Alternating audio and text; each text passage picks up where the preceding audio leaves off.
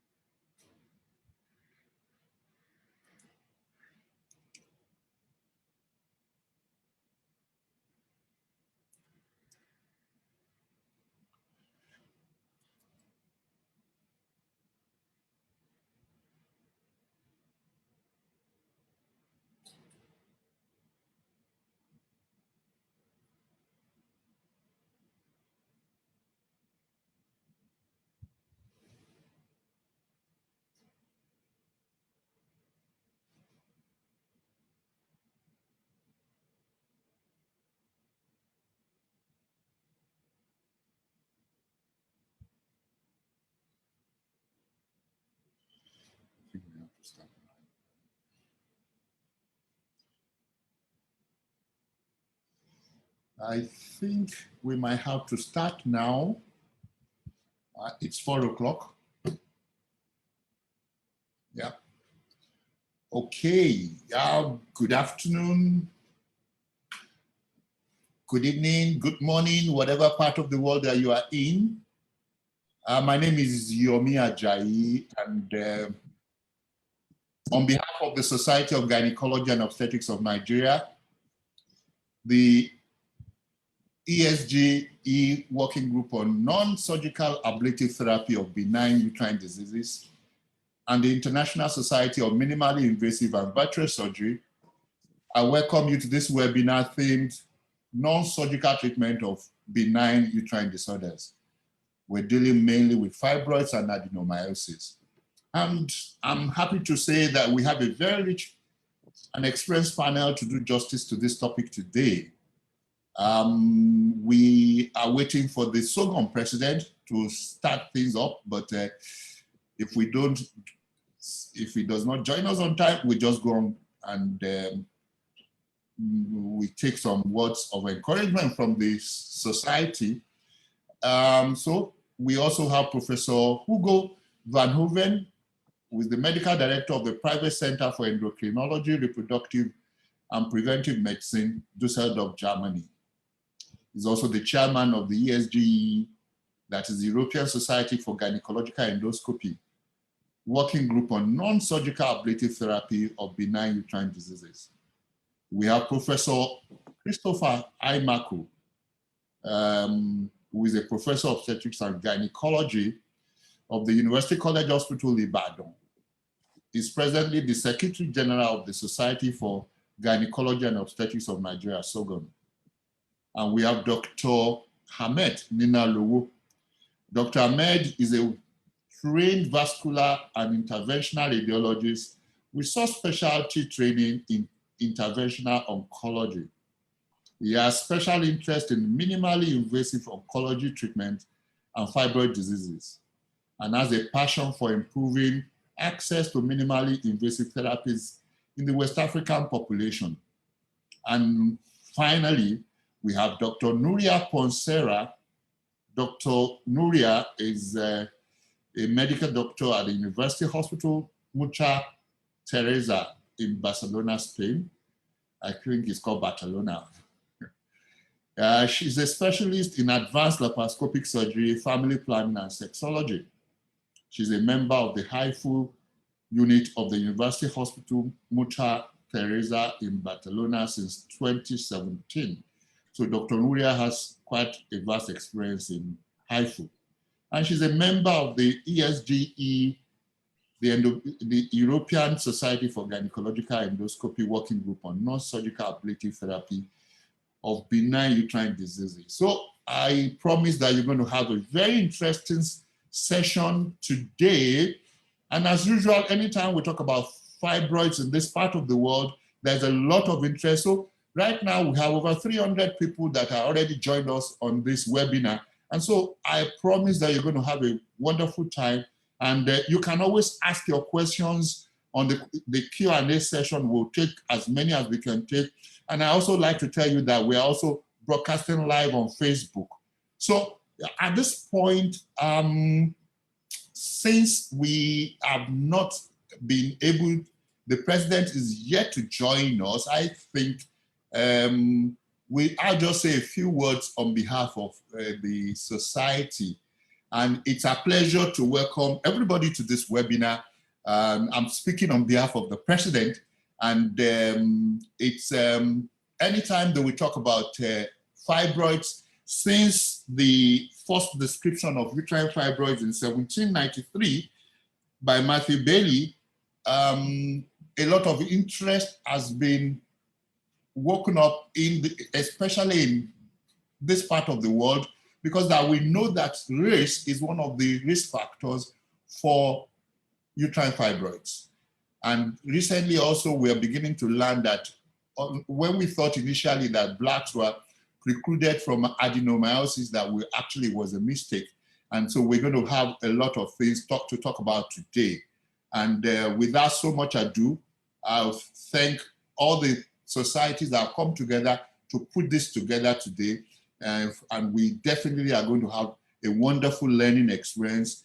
Well, we are over 369 now that have joined, so we expect to get more people joining us. So without much ado, I just call on Professor Hugo van Hoeven to tell us about non-surgical ablative therapy for benign diseases of the uterine wall. So Hugo, the floor is yours. Thank you so much.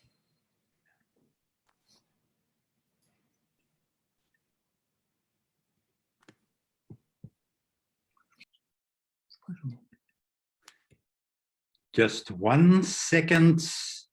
We'll start immediately. Kan we spikken hier?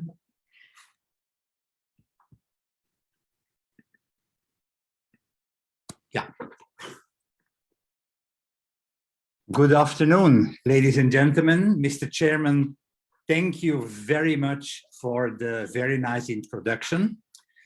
I've never been to Nigeria. That's one of the few countries I haven't been, but well, we'll see what's happening with your HIFU center in Lagos or in Abuja, and I'm looking forward to come to see you. I bring you the greetings of the European Academy of Gynecological Endoscopy.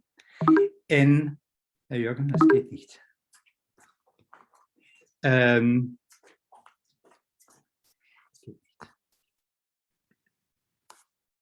Okay.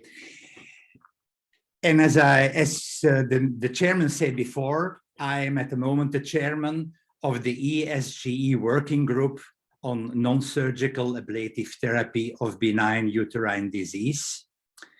It was not very easy to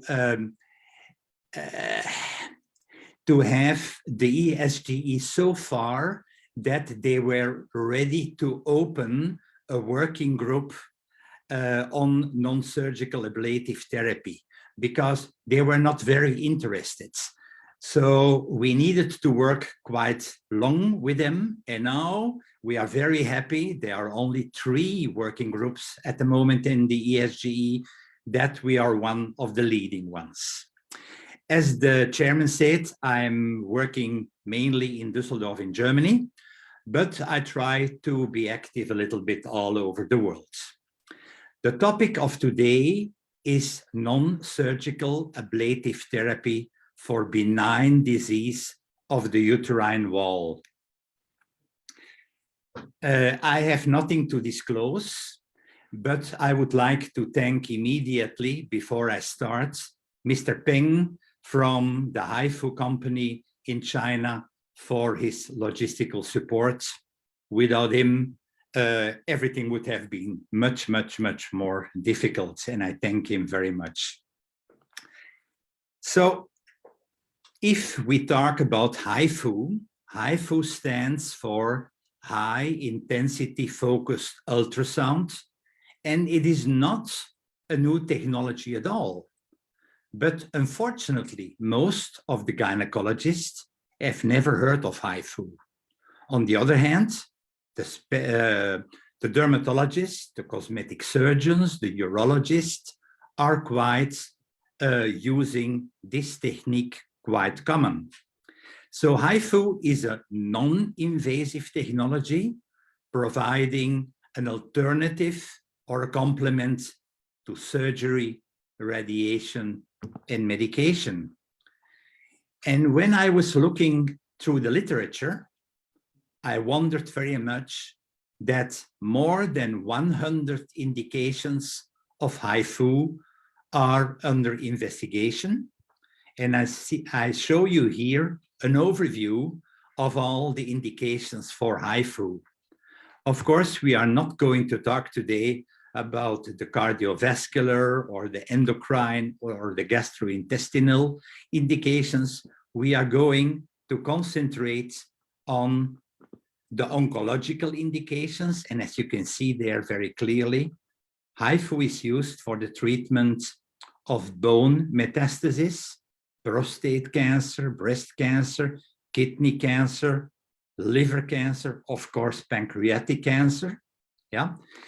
Today, we're not going to talk about that, and we're going to concentrate on the indications in women's health. And as you can see there, 2 of the main indications for HIFU are fibroids and adenomyosis. Besides of that, also breast cancer and breast fibroadenomas. We are going to talk today only on fibroids and adenomyosis. Small story, about 2.5 years ago, I went to a meeting in Surabaya, and my dear friend Peng tried to introduce me to 3 very good friends of mine. On the right side, you see Professor Shilong Li of Taiwan. Next to him, Professor Felix Wong of Hong Kong. And then next to him, Professor K.Y. Lee from Singapore. And the two guys in the middle tried to convince me to come to their lectures because they had something sensationally new in the treatment of fibroids. So I decided to go to their lectures, and I must really say it. I said something like, wow, that's interesting. And I was asking myself why this technique was only known in Asia, especially in China, but also in Hong Kong and in Taiwan, but practically not outside of Asia. So I decided to try to make this sensational technique popular also in Europe. And we started working, Beng and myself, and already after 6 months, we had the pleasure to have our first symposium in Vienna, together with Professor Gill, standing next to Professor K.Y. Lee and then myself. And we thought that Vienna would be a very good spot for establishing a HIFU center and to go from there to East Europe and of course also West Europe. So this symposium was a small one. We had only 100 people listen to us. Our next spot that we decided to be important to us was Dubai, because if we would have a center in Dubai, we could from there expand to the complete Middle East. And indeed, we set together Professor Reyes Devasi from Dubai, Rosik Singh from Chongqing, and Professor Rudy de Wilde and myself. And we tried to set up the center in Dubai. That's all a little bit more difficult as we thought, so we are working on it. So what is ultrasound-guided HIFU ablation? I'll start with a 3-minute video because a video says in 3 minutes much more as an explication in a whole hour. There we go.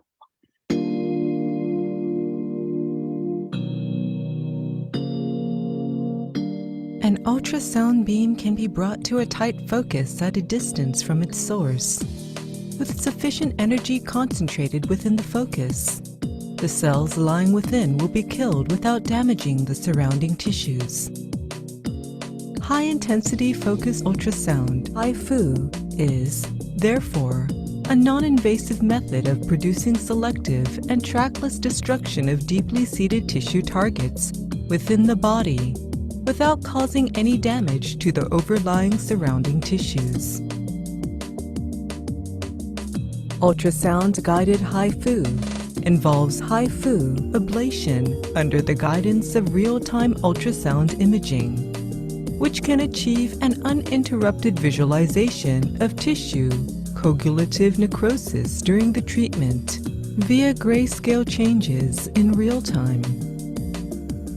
The ablated lesions demonstrate an echogenicity or grayscale changes in the ultrasound images after the sonication, which enables immediate assessment of patient's response to ablation, ensuring a safer and more controllable therapy.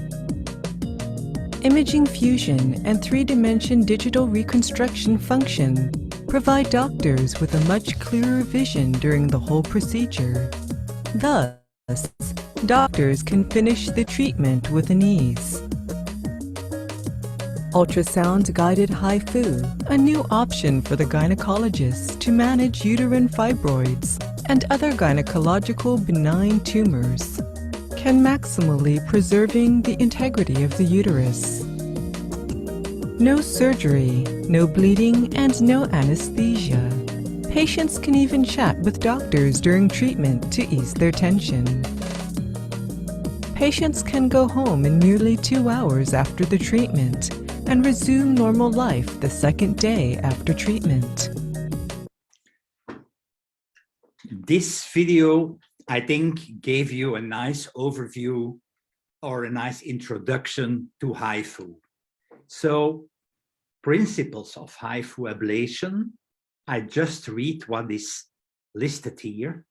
We have a transducer, and the transducer of the HIFU system converts electric energy into acoustic energy. So the ultrasound emitted by the transducer is focused and focused only on the target tissue. The temperature at the focal region reaches 65 to 70 degrees, and an irreversible necrosis is induced. HIFU ablation is performed, as said before, under real-time ultrasound, and either with ultrasound or MRI. We are going to talk today on ultrasound HIFU. Once again, the transducer is focusing the beams on the target tissue, and that small spot of, let's say, 1 to 3 millimeters can be destroyed selectively without damaging the surrounding tissue. This is very important because at the beginning, HIFU is not that easy. So even if you went to Chongqing for 6 months or 3 months or whatever, if you go back to your own city and you're sitting there in front of your working table, you can have circumstances where you don't know anymore what to do. So there it's always very important that you have some support from the mother in Chongqing. So we see here the support center connected with all people in the world doing HIFU treatments, and they are always ready to support and maybe later also to take over the procedure when you are in trouble. So there are 3 systems available for HIFU ablation. There is the GE system, the Philips system. They are both MRI guided. And then, of course, the Chongqing HIFU system, that is the only one who is ultrasound guided. Very important slides. What are the advantages of HIFU ablations? We have the clinical advantages and the social advantages. And I speak very slowly because this slide is very important. So we have no surgery. That means we have no incisions, we have practically no hospital stay, and we have no bleeding. No general anesthesia, conscious sedation. There is practically no damage of the surrounding tissue. The patient has minimal discomfort, and very important for future pregnancies, the uterine function is mostly preserved. But there are also social advantages. The minimal recovery time. People can go back to work much quicker. They can exercise. They can enter into their daily routine. They have an improved quality of life. And of course, for the medical systems or the medical insurances, the costs are much less. This you saw before. It is important that we do those procedures in a normal room, not in an OR. And every gynecologist can do this procedure without help of the radiologist, because you don't need the radiologist. And as stated in the video, you see that on the right side, the doctors who are doing the surgery are looking only at screens. And next to the screens, there is the patient laying on her belly, and she's in conscious sedation, but so that she still can talk to the doctors and say when it hurts, so that the doctors can adapt the treatments. So on the left side, you see only the patient, and a nurse. And on the right side, the so-called surgeons. Once again, one normal, regular room.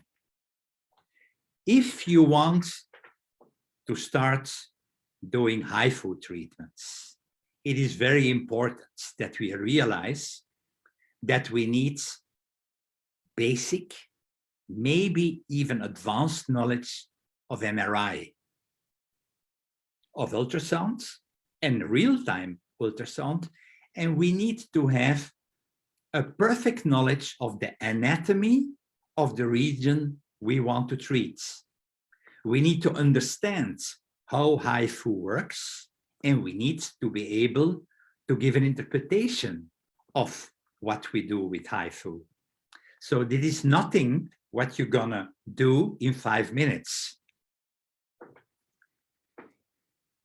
We are talking today about the benign indications for HIFU, and we are concentrating on uterine fibroids and adenomyosis. Fibroids are the major indication for HIFU, and it is amazing that we have a registry now of 137,766 HIFU treatments. So that's quite a lot. We are sure that the procedure is safe. And since 2019, the National Institute for Health and Care Excellence in the UK decided to develop and to publish guidelines for the treatment of HIFU for fibroids. This is very important. This complete protocol, this paper is about 90 pages and gives a fantastic safety feeling. If you read that, you have something you can rely on if you are doing the procedure. Everybody asks, of course, what are the side effects or the adverse effects? And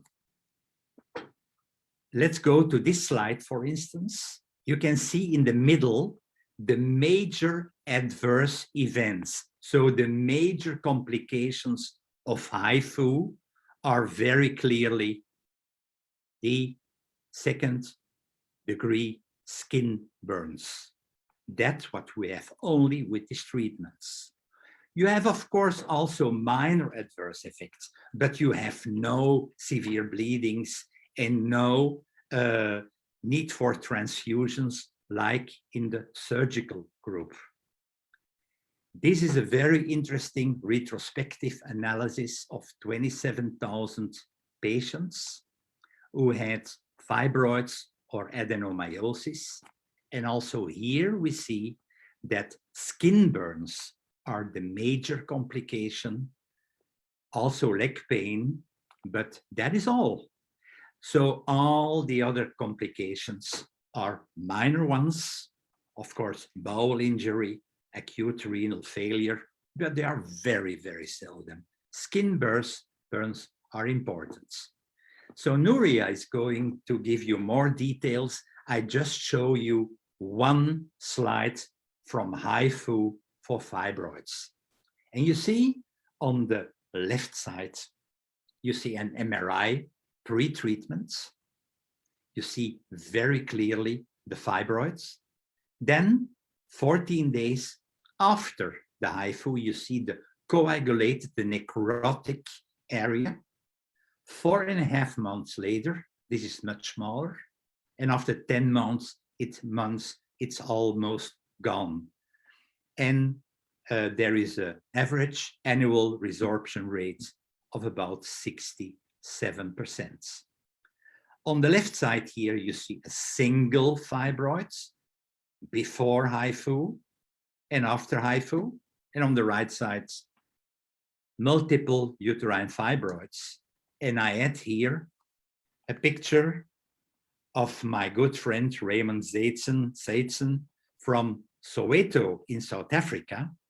I think he has, it's in Nigeria, the same problem.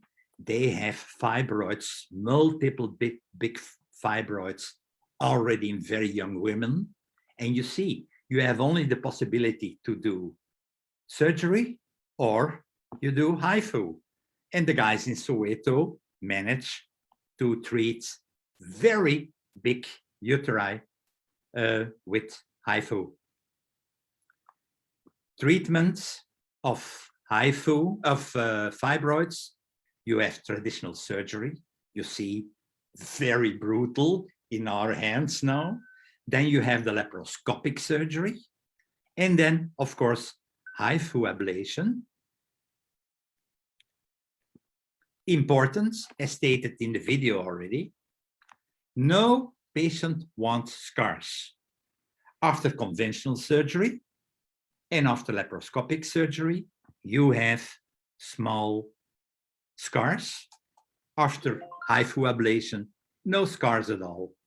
And this is the view intra-abdominally, left laparotomy, in the middle laparoscopy.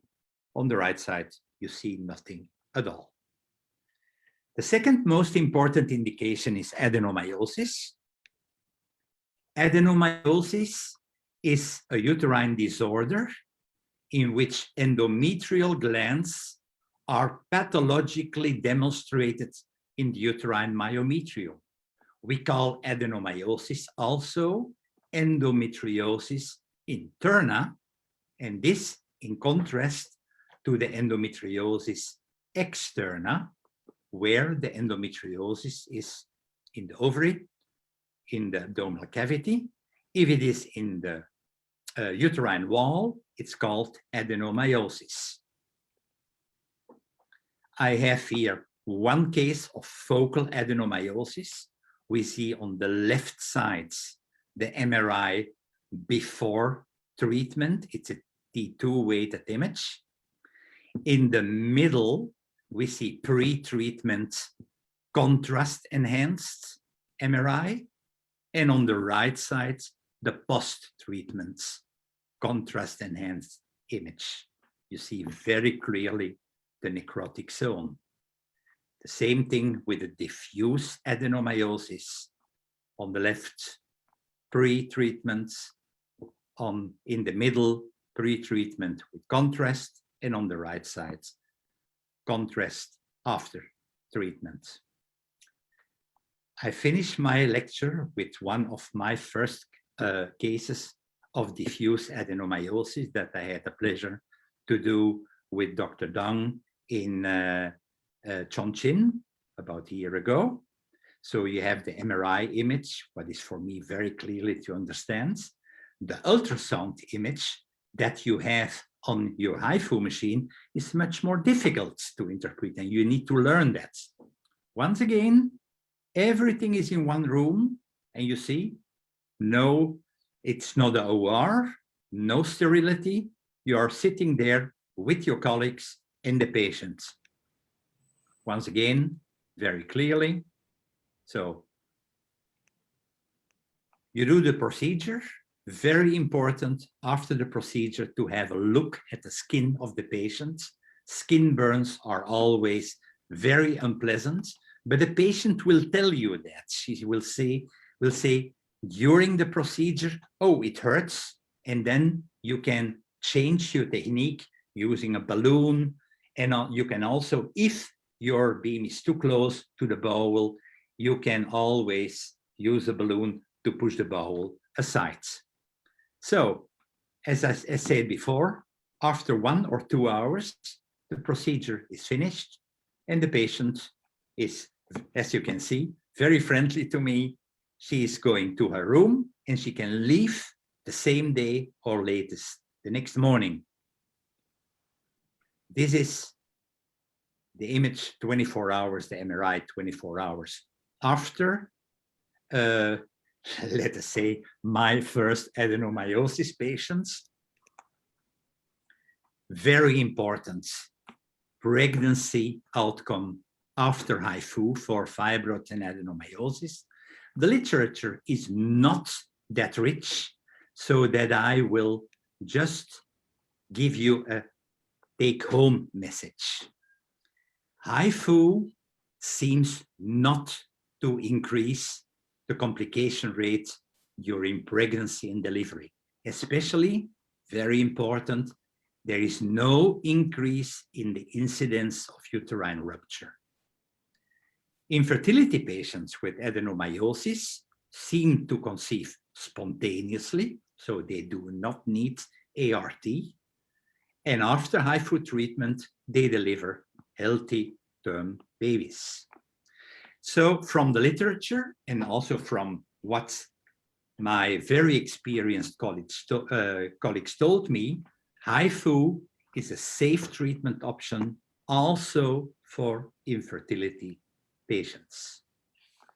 Last slides, additional gynecological obstetrical indications for HIFU, cesarean scar pregnancy, and placenta creta. We have no time for that here, but I have also absolutely no experience with those two topics. Well, that's it, ladies and gentlemen. Thank you very much for your attention and thank you for coming. And I'm looking forward to answer the questions. I hope they will not be too difficult, but I have Nuria next to me.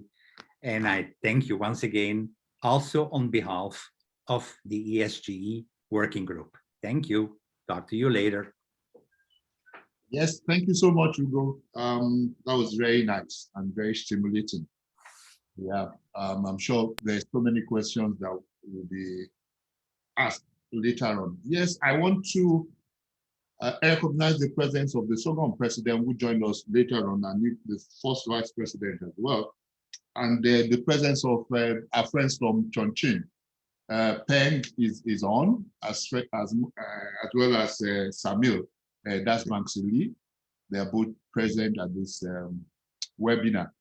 Yes, without much ado, after the foundation has been laid, I think the next topic will be drug treatment for fibroids and adenomyosis. And Professor Aimaku will be talking to us on that topic.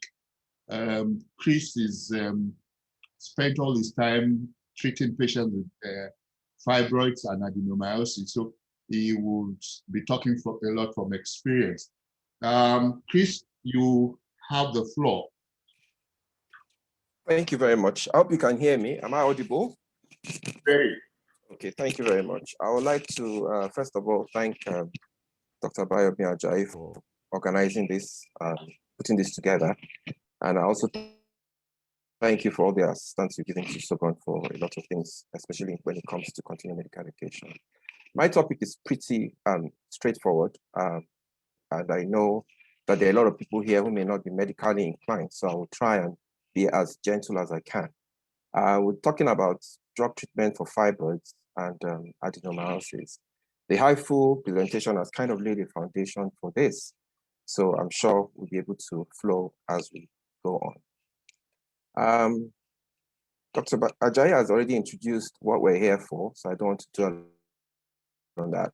We're going to talk about non-surgical treatments of uterine fibroids, uterine disorders, and the two disorders we're going to talk on today are uterine fibroids and adenomyosis. Fibroids are something that we all seem to know, so a lot of us here would know. I mean, most people here are from Nigeria. Whether you're medically inclined or not, you will know what fibroids really are. Let me declare my personal interest here so that, like we always do with these presentations, this presentation is purely for academic and knowledge purposes, and I'm not doing it to benefit the marketing of any products. When this webinar was put together, I got some phone calls from drug companies and saying that SOGON wants to endorse some drugs, and I said no. This is just purely for academic purposes. I do not work for any drug companies. I'll try to make it, or company, I'll try and make it as simple as possible. Because like I said, I know a lot of people here are joining it just to listen to what the topic holds. And I'm only affiliated to the University of Ibadan, where I work, College of Medicine, where I also work, and University College Hospital, where I also am a consultant too. And I'm Secretary General of the Society of Gynaecology and Obstetrics. So let's get down to what we're here for. I'll break this presentation into two parts. There's no doubt that drug treatments for these uterine disorders are limited, because we know that the drugs are usually used for, the attempt usually with fibroids, like, let me get it out of the way. Fibroids are usually non-cancerous growths in the uterus. For those who don't know what uterus is also, the womb is also called the uterus, so that you don't get so confused. And then fibroids are usually sometimes described as being stones in the womb of a woman. So fibroids in the uterus, uterine fibroids they're not cancers. They're cancers in less than 1% of patients. And they are not so, we usually will not, we look at them as being benign. Benign means that they are non-cancerous tissues, but they are growths. Tumors are growths in an organ. And they are common in women of childbearing age. And when we say childbearing age, we talk about women between the ages of 25 and 45, where it's the period where women have their children. They are also known as leiomas. So you may see it in some books or now social media, or you may see it as being called myomas. Many people have fibroids with no symptoms. The general problem is sometimes in our patients, and fibroids is very common among our population. I'm talking about the Black population, the Negro population. And one of the problems that happens with fibroids is when women are asked to go and do medical tests or to go do an ultrasound, maybe for any employment or for something, and then they come with a scan saying they have fibroids, and they start running around trying to find out solutions to the problem. Most times they don't cause any symptom. They're just growing there quietly without making any, giving any woman any symptoms or complaints. But whenever they have these complaints, the common complaints are usually pain and then bleeding. Bleeding most times could be heavy menstruation. And you can see from the what we previous speaker said, and what I'm going to say soon, because they're in the womb and women menstruate from the womb, you can have excessive menstruation, which is a bother for many of our patients. So there are growths in or in the walls of the uterus. They are usually described as being smooth muscle cells with connective tissue. So when we look at them, either we look at them as when we see them, or we look at them under histology, which is under a microscope, they're usually simple muscular tissues with some connective tissues to them. A few people will have one, but in our population, we tend to have multiple fibers. So you have them growing from the size of maybe the seed of an apple to something larger than a grapefruit. And indeed, I would have wanted to show some pictures of very, very large masses, but I felt that wasn't for this presentation. So we tend to have very, very big fibroids, because many times patients do not, they have these symptoms and they don't present to the doctor. Even when they present to the doctors, they present with pain, and maybe some little swelling, or even excessive menstruation in some cases. And doctors tend to just give medications. That's if they get to see a doctor. Or sometimes they do a lot of self-medication, and sometimes they get symptomatic relief, especially with pain. They also shrink over time. Okay, so they can shrink, and some can grow over time. So you see some women taking snapshots of fibroids. I know of some women who do scans almost every month or every 6 weeks to see if those fibroids are reducing in size. And it's quite common with those patients who go for alternative medicine. In our own environment, we have a lot of women who go for herbal treatments, who go for some native concussion kind of treatments, and they want to justify what they have used, because nobody wants to have surgery. The previous speaker spoke about HIFU, said it all. Nobody wants to have a scar. It's surgical scars are not cosmetically right, good. And even the dangers of surgeries are also there. So fibroids are common, like I said, and they're mostly common from the age of 30, and then they get to menopause. You may ask yourself why.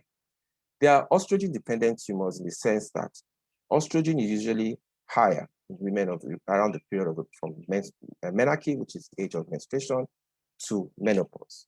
And they usually, towards the end of reproductive life, which is when you get to menopause, the estrogen level in the body reduces. And that's why they tend to shrink as you get towards the age of 45. So they usually shrink around menopause. And if you look at our population generally, about 20 to 80% of females generally would have fibroids by the age of 50. That is scary, okay? And it's unclear exactly why they occur, but they seem to develop because of, like I said, the estrogen levels that are higher during reproductive life. And they are the most common gynecological disorder, classically requiring surgery in our own environment because of the symptoms. The symptoms can be very bad. And then because a lot of our women also want to get pregnant. So when they do a scan, they sometimes, when they have fibroids, without proper investigation, or sometimes with even proper investigation, clinicians who are experienced or may not be experienced would put the blame on fibroids, and a lot of women go in for surgeries because of that. So this is just a simple picture showing us the uterus or the womb to tell us really where the fibroids are really located. So if you look at this lower part being the vagina of the woman, and this upper part being the uterus itself, you can see there are some that grow just on the surface of the uterus, and those are the ones we call the subserous fibroids.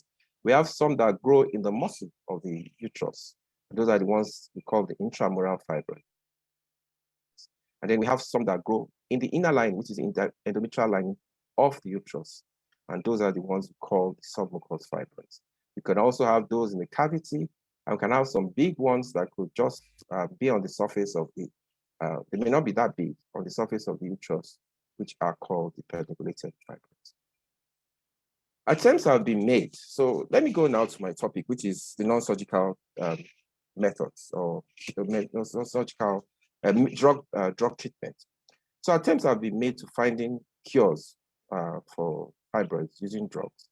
And this has been on for so many years. Initially, both progestins, progesterone and estrogen are the hormones that women produce during reproductive life. And because these are the hormones that are responsible for fibroids, they also want to have, people have researched into hormones that could go into mostly anti-oestrogenic, because we know estrogen is what makes fibroids grow.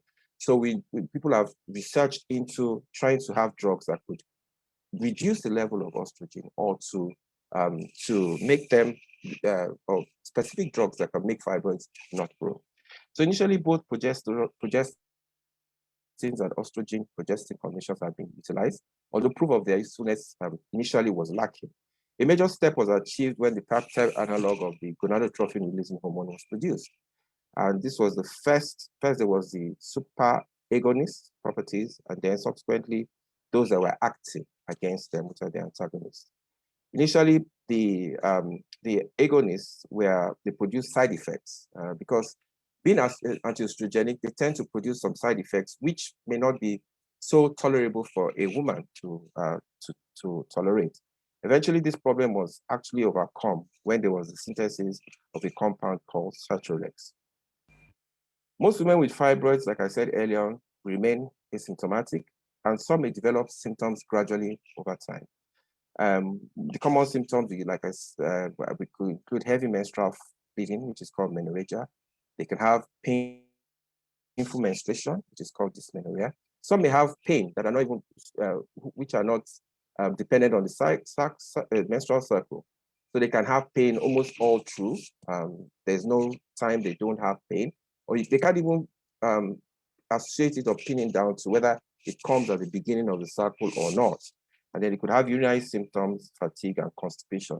Constipation is quite common with those very big fibroids. And like I mentioned earlier, they usually they could be associated with infertility in our environment. So when they are symptomatic, the numbers or how many there are could be a guide to how the symptoms are. Also, the location is critical, because if they are going towards the bladder in front, then they will tend to produce urinary symptoms. If they are going backwards towards the rectum, they tend to produce gastrointestinal symptoms. And of course, if they are being massive in the abdomen, they tend to give the woman a swelling in her abdomen. So medical therapy may have been employed usually, initially, and most times as a preoperative adjunct to control the excessive menstruation, which is called menorrhagia, or sometimes to reduce the size of the fibroids. They also been used temporarily as relief of the patients who are not stable, who are not poor, who are not willing to consent to surgical intervention. You see a patient, you counsel her, you tell her, oh, she has fibroids and she has terrible symptoms. You may want to give them these drugs to relieve them of their symptoms. And then, of course, if they don't want to have surgery, but the dangers of surgeries are there, not just mortality, but morbidity, meaning complications that can arise from the operations. Because really, in our own environment, most of our patients who have symptoms are usually advised to have surgery. So sometimes you want to relieve their symptoms and you actually suggest have to put them on drugs.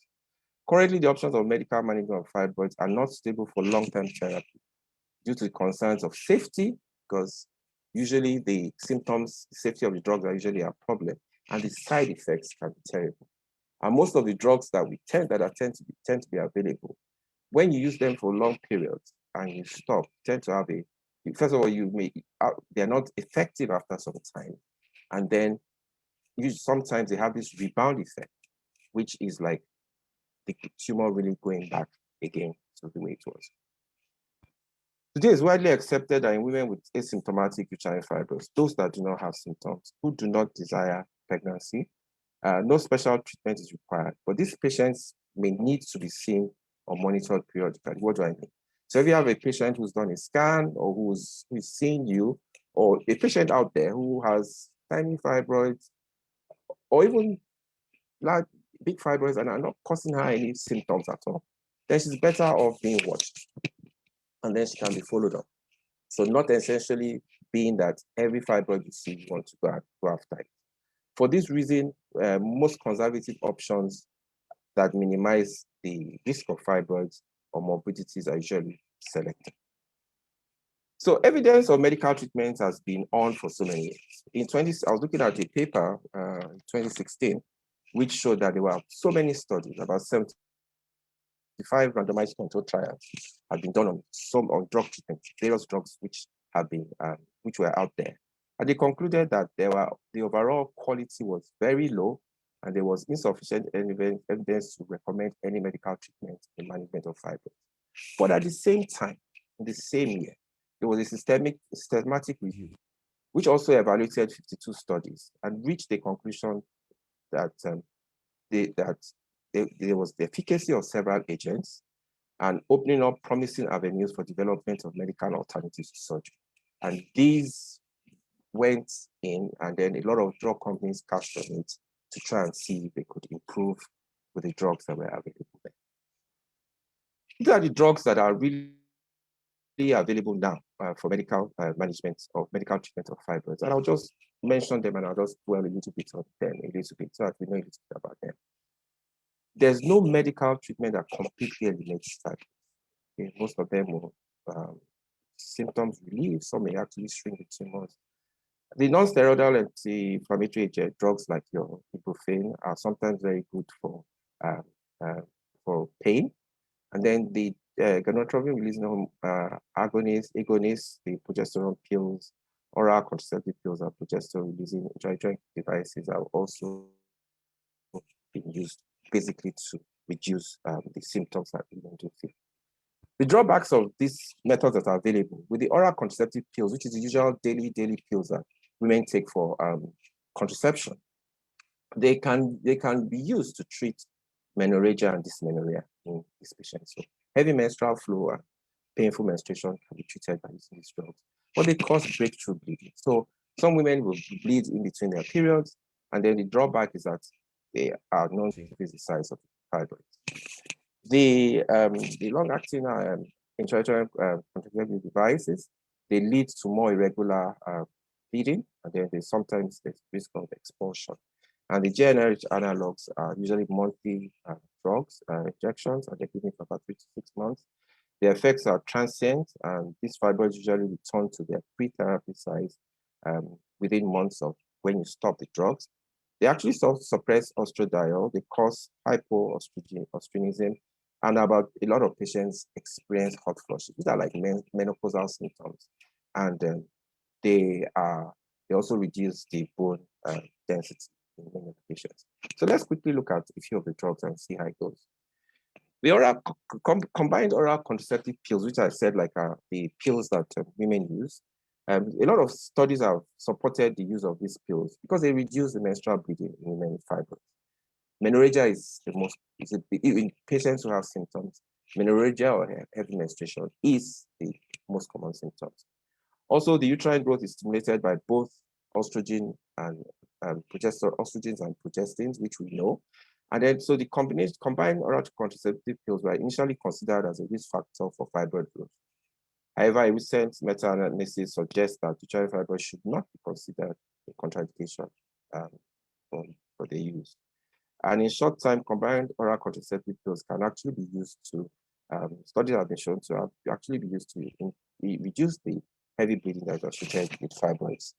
Some studies also suggest that they are not recommended for mammal-related symptoms, whereas some use them, but close monitoring of uterine size and their locations are very important. Like I said, sometimes they are associated, they've been known to be associated with the tumors actually increasing in size, but they can reduce the blood loss that you see with menstrual flow. So the American College of Obstetrics and Gynaecology in 2008 published a study where they said there was a lack of robust evidence regarding the efficacy of these medications, but they said they encouraged trials, and not much has really changed with the way the feeling of these drugs are. Progestins, these are another set of drugs that can be used. These are cyclic, they can be given also cyclically for bleeding, to control bleeding. And they've been used for cases where you have non-organic abnormal uterine bleeding.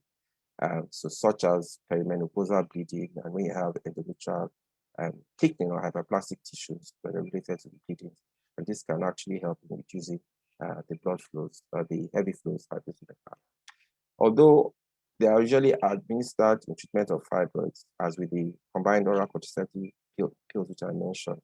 There's some opinion that they should not be recommended. They should not be recommended to treat symptoms, other symptoms associated with fibroids, and there's a lack of high quality evidence assessing the efficacy of these medications, which I also said, because they also can even promote the growth of the tumors.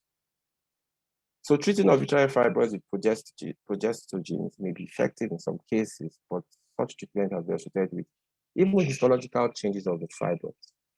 And some studies have suggested that histology can actually be mistaken for cancerous growth when they eventually have surgery, or they have to take out the tumors, and in which histology has to be looked at. So they tend to sometimes, women who have had progestins tend to histologically have cells that look like gliomas, sarcomas, or smooth muscle tumors of unknown malignant potential. So sometimes they can be mistaken for that. And this is because they increase the cellularity and mitotic activity of the cells when they're taken, especially when they're taken for very long periods. The levonorgestrel releasing intrauterine systems came into being a couple of years ago, and these are intrauterine devices that are inserted just like your IUCDs they have, but they have levonorgestrel. And so many studies have shown the improvement in menstrual bleeding and the blood levels, the packed cell volume and hemoglobin levels when used with women with fibroids. They don't change the size of the fibroids, and even when looked at as MRIs. But once inserted, they can be effective as both a contraceptive device and as for controlling hemorrhage in the women for as much as 5 years. And because it's not administered regularly or systematic as a drug and injection, it's just there as a device. They have minimal side effects have been reported in patients. However, there's increased risk of expulsion, especially when you have tumors that are big or they started very close to tumors in the endometrial lining of the uterus. The GNRH agonists have been extensively studied. They are very popular now for treatment of symptoms with fibroids. Cochrane studies of 26 randomized controlled trials have been shown to show the efficacy of these drugs when they're used before hysterectomy or myomectomy to relieve these symptoms. Yes, hysterectomy is really the surgical removal of the whole uterus or the womb itself, for those that don't know it. And myomectomy is when you surgically remove the fibroids.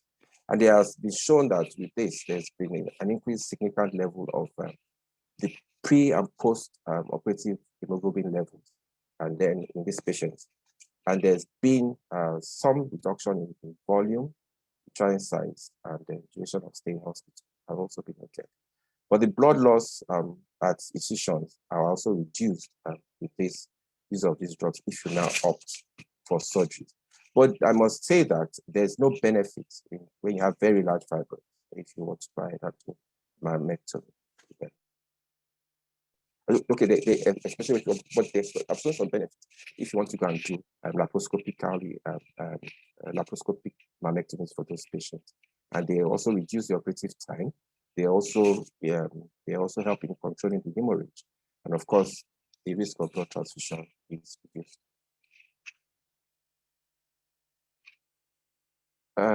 Okay, I won't dwell much into most of the things about them. I think I can skip that. The gonadotropin releasing antagonists have also been used. They act immediately to suppress the secretion of the follicle-stimulating hormone and luteinizing hormone by blocking the pituitary gonadotropin releasing receptors. And this has subsequently led to the reduction of the estrogen levels and then improvements in bleeding in patients. And this also have been shown to reduce the uterine size, especially during the initial treatment. But after that, there is usually a rapid growth of it. Other things that have been tried and also use the selective progesterone receptor modulators. We have your mifepristone, talapristone, etc. These have also been used, usually also for fibroids. Mifepristone and isopristone have actually been shown to be effective in reducing the size of the fibroids and improving the related symptoms that we see in this patient. The aromatase inhibitors have also been used. They actually block the peripheral ovarian conversion of androgens to estrogens. And several studies have also shown the effectiveness of these drugs by they actually reduce this, actually shrink the tumors a little, and then they can also improve the symptoms of these patients. The non-steroidal anti-inflammatory drugs like your ibuprofen, they don't really act on the fibroid tumors itself, but they are good at reducing pain in patients, especially those that have big tumors or tumors that are encroaching on surrounding structures that give the patients pain, but they don't reduce bleeding in patients. So I quickly go to adenomyosis. Adenomyosis has been sometimes mistaken for fibroids. They grow also in the intramuscular, in the wall of the uterus, and the symptoms usually sometimes present like those of uterine fibroids. The condition which is in the inner lining of the uterus and in the endometrium, breaking through the muscular layer of the uterus, which is the myometrium. They can cause similar symptoms like you have with fibroids. So they can cause menstrual cramps, low abdominal pressure, bloating before menstruation, and then they can also have heavy menstruation. They're usually located in bigger surface areas than in fibroid you would see. So you may just see the condition located either throughout all through the uterus and the bigger layers, or you can even have them in just the tiny area of the uterus. And it's been said to be the misdiagnosis in women's health, because some people, especially many years ago, when we didn't have very good diagnostic methods of diagnosing diagnosis of fibroids, people actually went in to do mammectomies and they got there and they found out adenomas. So they are just proliferation or hypertrophic of the endometrial glands and the stroma of the mammectrum in those women. Some people say the gold standard of treatment is usually with hysterectomy. That's thought before, but we now know that we can use other things like the HIFU, which was suggested earlier on. So this is looking at the normal uterus, just a diagram of it, and you can see what the adenomyosis looks like. So the diagnosis of adenomyosis is usually difficult. This subsequently results in difficulty in the management of these patients, especially those who have symptoms. But they also will have a strong desire to preserve the uterus. So they want to keep their uteruses. Conservative treatment is still needed in the group of patients that require fertility treatment, who want to get pregnant, and those who want improvements in their quality of life, because the symptoms can be very terrible for the patient too. This is just looking at the management options for them, pain and menorrhagia. Drugs can be given for that. We also think about fertility preservation in them. Symptomatic medical treatment is available. Conservative surgery can also be done to remove just part of the uterus where you have the tumor. And then radical surgery has been attempted, and other things, including use of drugs, which I mentioned just a few, and then the HIFU, which we just listened to.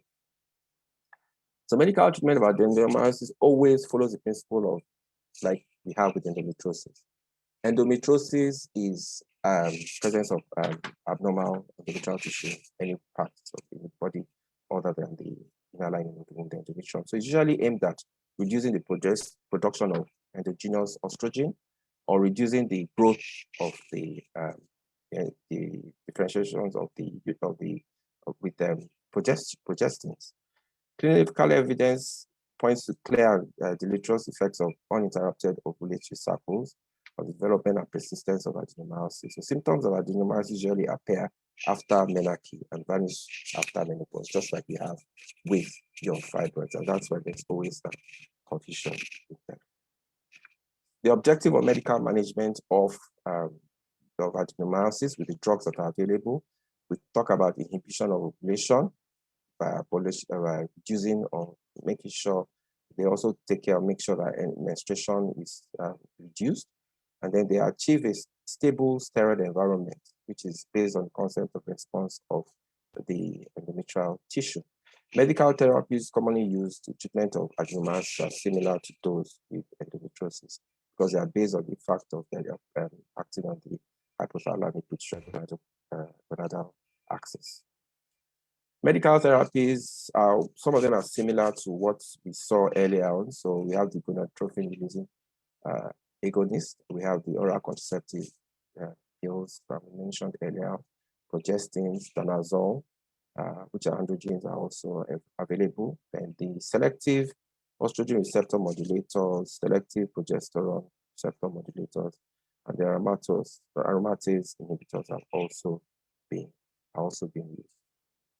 These agents actually create a reduced estrogenic environment, so that there's suppression of the endometrial cells and they don't grow. So that's the aim of medical treatment. However, medical treatments are symptomatic, and they can reduce the tumors, but the lesions can survive when you stop using the drugs, or even after prolonged use of the drugs. So they tend not to create much difference in the size. So these are some of the drugs, just showing some of the methods that are available. I'll just mention a few of them. So the progestins and the antiprogestins, like you have with the gastrinone, they appear to be more effective at reducing all symptoms up to like 12 months. They can go up to like 12 months. But the non-testosterone acetate is actually with a marked degree of pain relief and satisfaction with treatment after 1 year, although the efficacy seems to be more gradual, but progressively better with a longer duration of use. The drawback of this is the reduction of libido, which some women do experience. There are contraceptive pills, which I mentioned earlier, and they are very good, especially with the it enables satisfactory long-term treatment and control women who have symptomatic endometriosis or have symptomatic adenomyosis. So they're quite good with that. The danazole, has a complex mechanism of action, inhibits sterogenesis by lowering the mid-circle LH and such, and it also increase the serum free testosterone levels. It results in a masculine kind of androgenic environment. So this can also, they're good at reducing the pain that patients do have, but the problem with them is the side effects that they have. And they can relieve pain in most of the patients who are treated for up to 6 months. We should also be aware of the side effects, especially the androgenic side effects which we have with them, which are also a problem with these patients. The levonorgestrine releasing intrauterine devices or system has been shown to reduce dysmenorrhea that is also present with them. They also reduce the abnormal uterine bleeding that patients with adenomyosis can also have. And they are also effective, more effective compared to other drugs that have been used. The gonadotropin releasing hormone agonists are also very effective against the pain that adenomyosis gives. They should also, however, be careful about the associated intolerable hypoestrogenic effects which they have, which can lead to genital atrophy, mood instability, negative impact on the bone health, and then possible cardiovascular effects that they will have. So people usually talk about, and then the problem with them is the cost. They are very expensive drugs that are available for our patients. So in conclusion, the medical margin of uterine fibroids may provide symptomatic relief of uterine fibroid-related symptoms, along with opportunities to maintain fertility, because our patients still want to, whether you have, our patients with fibroids most times want to still have children. And a wide range is now available, and some require further evaluation. So a lot of studies are going on. Currently, the gonadotropin releasing hormone agonists and the selective estrogen receptor mediators are very good and are most effective medical therapies. The choice of treatment depends on the patient's personal treatment goals, as well as the efficacy and need for interventions. As far as adenomyosis is concerned, the goal is important, and we talk about symptomatic relief of symptoms and then possible increased fertility in this patient. Therapeutic goal of medical treatment is not lesion reduction, but lesions can survive drug therapy for long periods too. Therefore, treatment should be tailored to the specific symptoms or special requests of the individual patients. As severity of pain may vary in women with adenomyosis, and more importantly, the same type of symptoms may be different in patients for different women. Thank you for listening to me. These are my references. Thank you very much. Yes, thank you so much, Professor Aimaku. Yep, that was very illuminating. I think we just go straight on. We're going to take questions. You have a lot of questions already, but I think we better just take questions at the end of the presentation. So I will ask Dr. Ahmed Ninalowo to please start with this talk. He's talking about uterine artery embolization in uterine fibroids.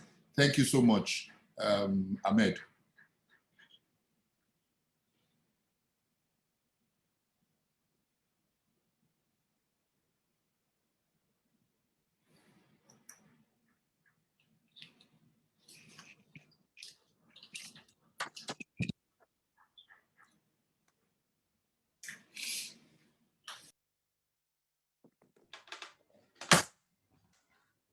Can everyone hear me? Yes, we can see you, we can hear you. Okay, very good. Sorry about that. I was going next. All right, my name is Dr. Ahmed Ninalowo. I'm a vascular and interventional radiologist here in Lagos, Nigeria. I provide basically the entire spectrum of vascular and interventional radiology, and also have a special interest in women's health and work with a lot of gynecologists, both locally and internationally, to provide gynecological treatments, including uterine fibroid embolization. So I think the last speaker already talked about what fibroids are, but basically they're benign tumors of the reproductive system, typically benign tumors of the uterus, and it's the most common tumor in the female genitourinary tract.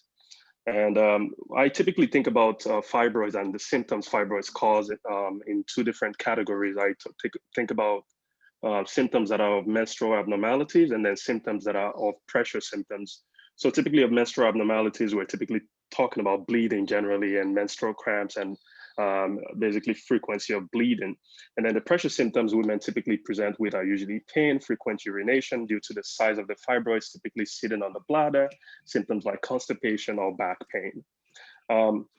So I don't think anyone still knows exactly what causes fibroids, but we do know that hormonal imbalances are a significant contributor to fibroids. And as we know, especially here on our continent, a lot of women have fibroids. 60 to 80% of women have uterine fibroids by the age of 50.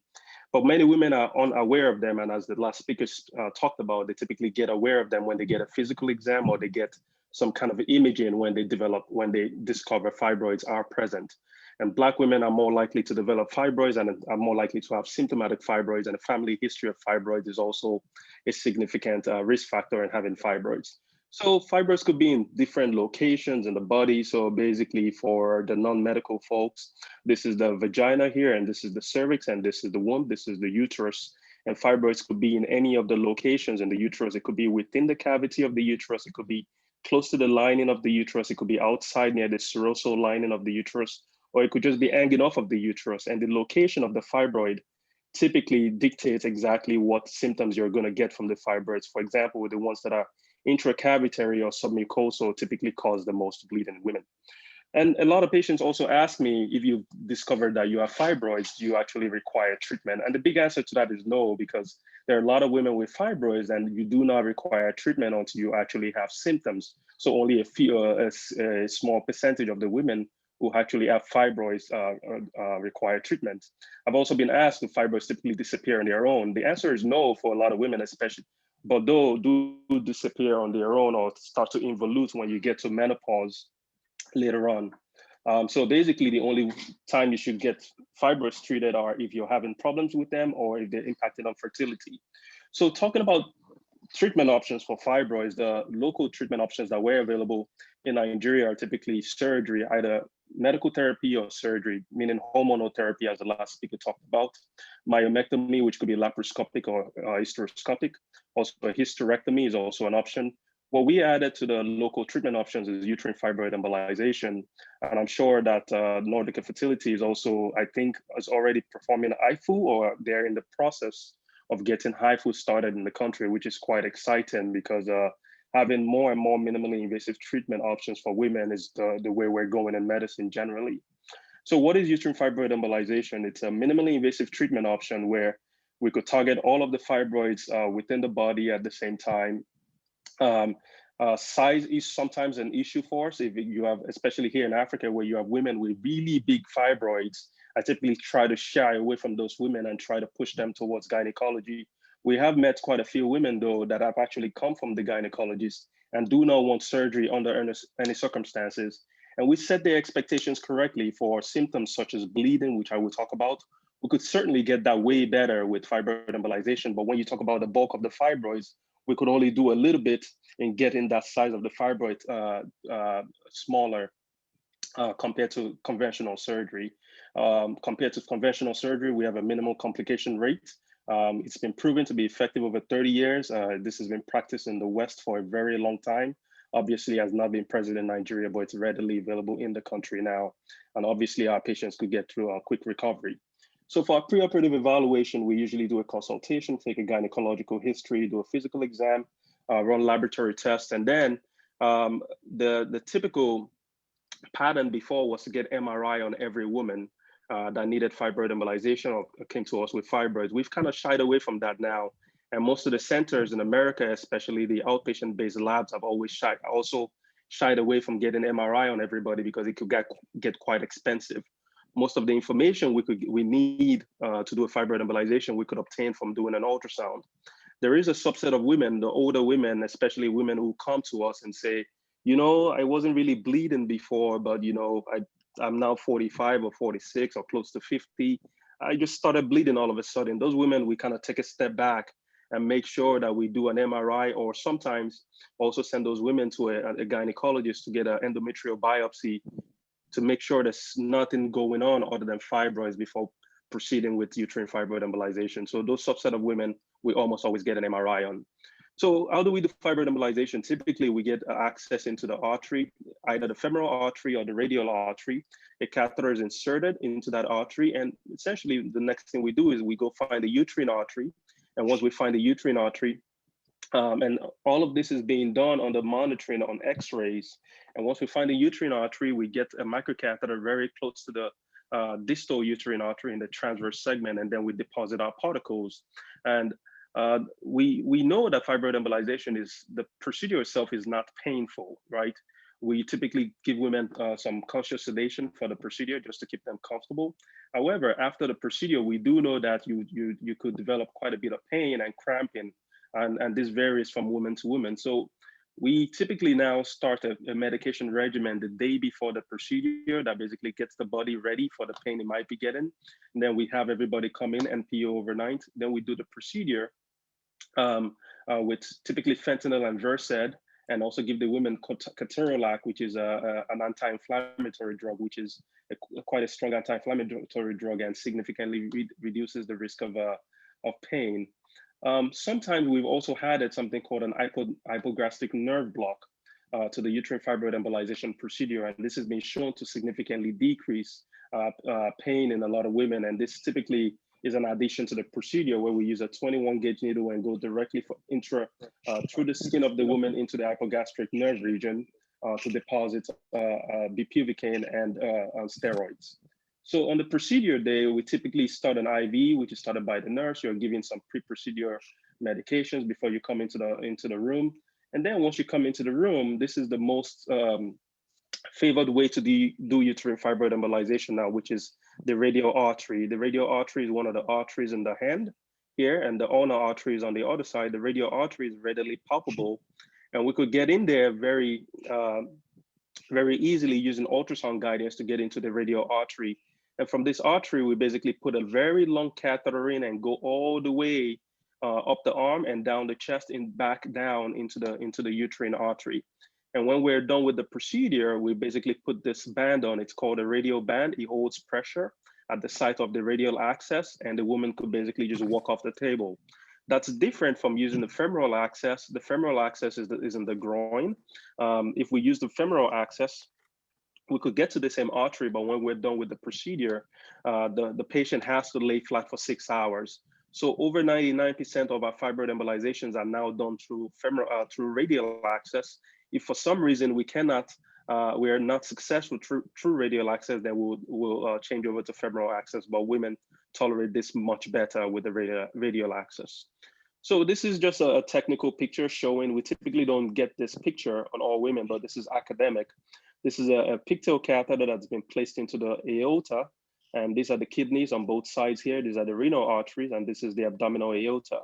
This is the common iliac artery, and from the common iliac artery, you could branch into the internal iliac artery and the external iliac artery.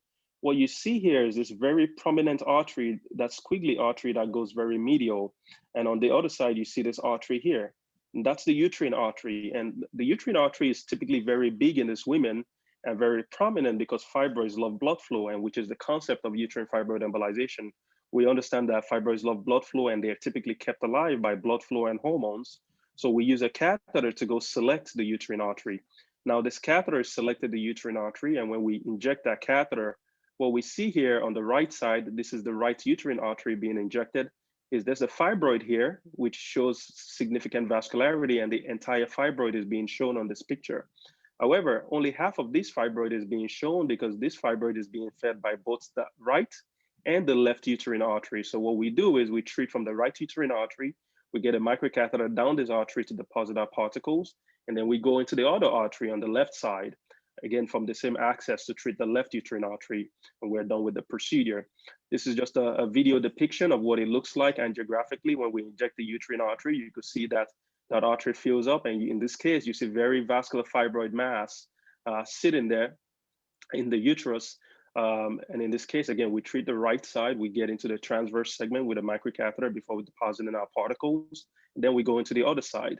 There are two classes of particles we typically use now. We either use polyvinyl alcohol, which is PVA, or we use embospheres. And now we use a combination of both because it's been shown that with embospheres, the pain is typically less than PVA. So what we do is we start with embospheres for the procedure, and then we end with PVAs because embospheres is a lot more expensive. So this is a depiction of the microcatheter depositing particles, and these particles basically come out into the fibroids. And what we want to do at the end of the procedure is to completely fill the capillary network of the fibroid so that no blood gets to the fibroid. And the way I describe it to patients is basically the analogy of a bridge. If you have a bridge and you put a bunch of trucks on the bridge, then the cars can pass by, the cars being the red blood cells in this case, and the bridge being the bus being the particles. So essentially, you're just shutting off flow from that artery.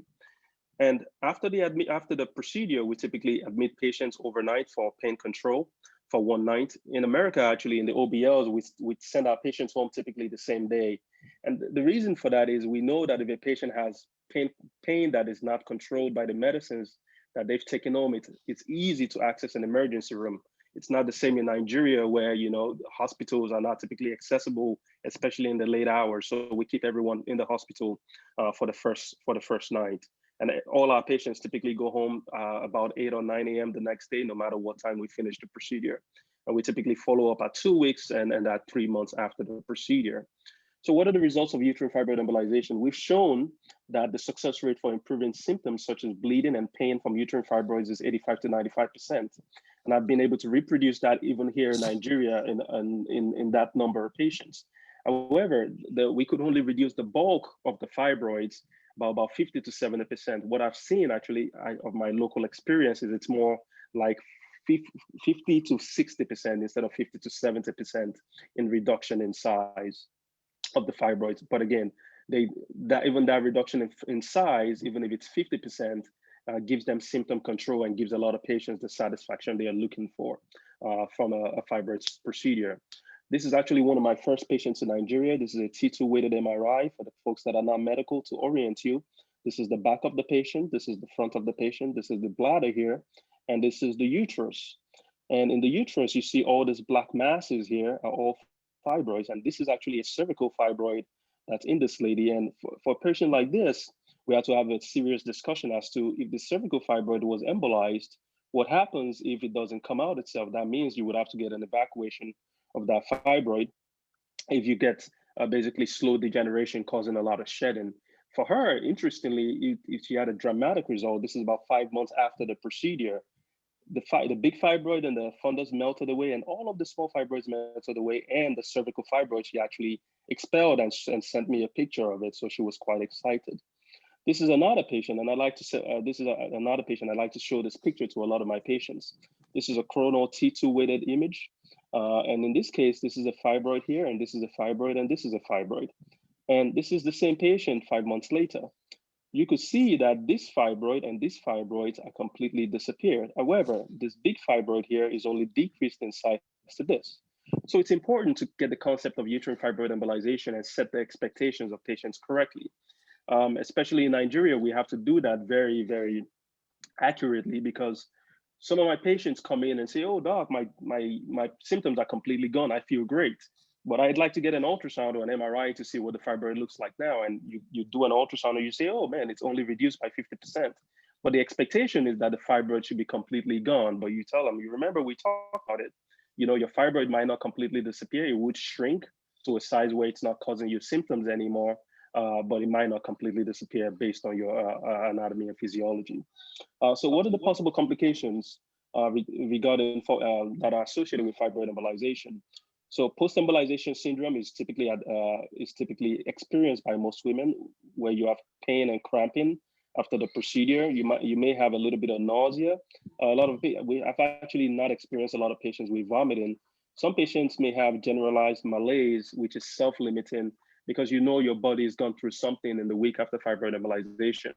Other possible complications include bleeding at the access sites. That's very rare. Especially in interventional radiology, we use ultrasound to get access into all of the vessels we go into. So our bleeding, our complication rates from access sites is quite rare. Also, the risk of an endometrial infection is quite rare. We only give 1 dose of an antibiotic for the entire procedure, and we typically do not do any post-op antibiotics. One thing I do talk to a lot of patients about is the possibility of fibroid shedding or vaginal discharge post-fibroid embolization, because when some of those fibroids die, they do come out either with menstruation or they do come out as flakes without menstruation. In 2 years now in Nigeria, I've experienced expulsion in 2 women. One of the women was a woman who had a dominant fibroid, submucosal fibroid, which basically got expelled, and she couldn't expel it herself, so I had to send her to a gynecologist to help me get it out transvaginally. Another woman was undergoing expulsion and decided she was just going to wait it out until it completely expelled, and she did not go to gynecology to get it out. Personally, I've not had a woman we had to send to a hysterectomy post-fibroid embolization for any complications. But if you look at the data, the risk of having to do a hysterectomy for a complication is less than 0.5%. So I'd like to touch just a little bit on the last topic of fibroid embolization and fertility, which is something a lot of people talk about and a lot of questions are asked about. And the first answer I would give is no one still knows all of the answers when it comes to fibroids and fertility. Excuse me.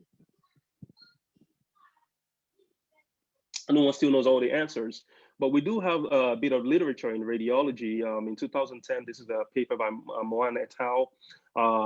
That was a systemic review of all the literature to date analyzing pregnancy and complications of pregnancy in UAE. And in this study, 34 studies were analyzed and 21 studies were in the final analysis. And what they found was that the cumulative pregnancy rates from the pooled analysis was about 58%, which is comparable to the adjusted rates in the general population. The miscarriage rate was also about 28%, also comparable to the numbers quoted in patients with untreated fibroids. And the cumulative rate of preterm delivery was also similar to the general population. This was another paper in 2017 where they collected data for 10 years in 359 women who were trying to conceive but were unable to conceive and had either fibroids or adenomyosis. And the median follow-up in this paper was 69 months. After 69 months, 149 women became pregnant. 16 of them had several pregnancies, and 150 live newborns were from this paper, were from these women. It was also the first pregnancy in about 85.5% of women. And when they did the analysis, spontaneous pregnancy rates at 1 and 2 years were 29.5% and 40.1% respectively. And the probability of a successful pregnancy with live birth at 1 and 2 years was about 25% and 37% respectively. So this is the most recent paper looking at pregnancy. Well, basically not looking at pregnancy, but pregnancy was a secondary outcome in this paper. And this just came out in the New England Journal of Medicine in 2020. And this is a paper where they randomized patients to either myomectomy or uterine fibroid embolization, and 127 patients were randomized. At 2 years, they were substantially improved baseline scores in both groups, with scores of with uterine fibroid embolization being 80 plus or minus 22 mean, and a little bit better in the myomectomy group, having better quality of life outcomes. The menstrual bleeding scores were similar in both groups. There were no difference in the two groups in the level of biomarkers of the ovarian reserve.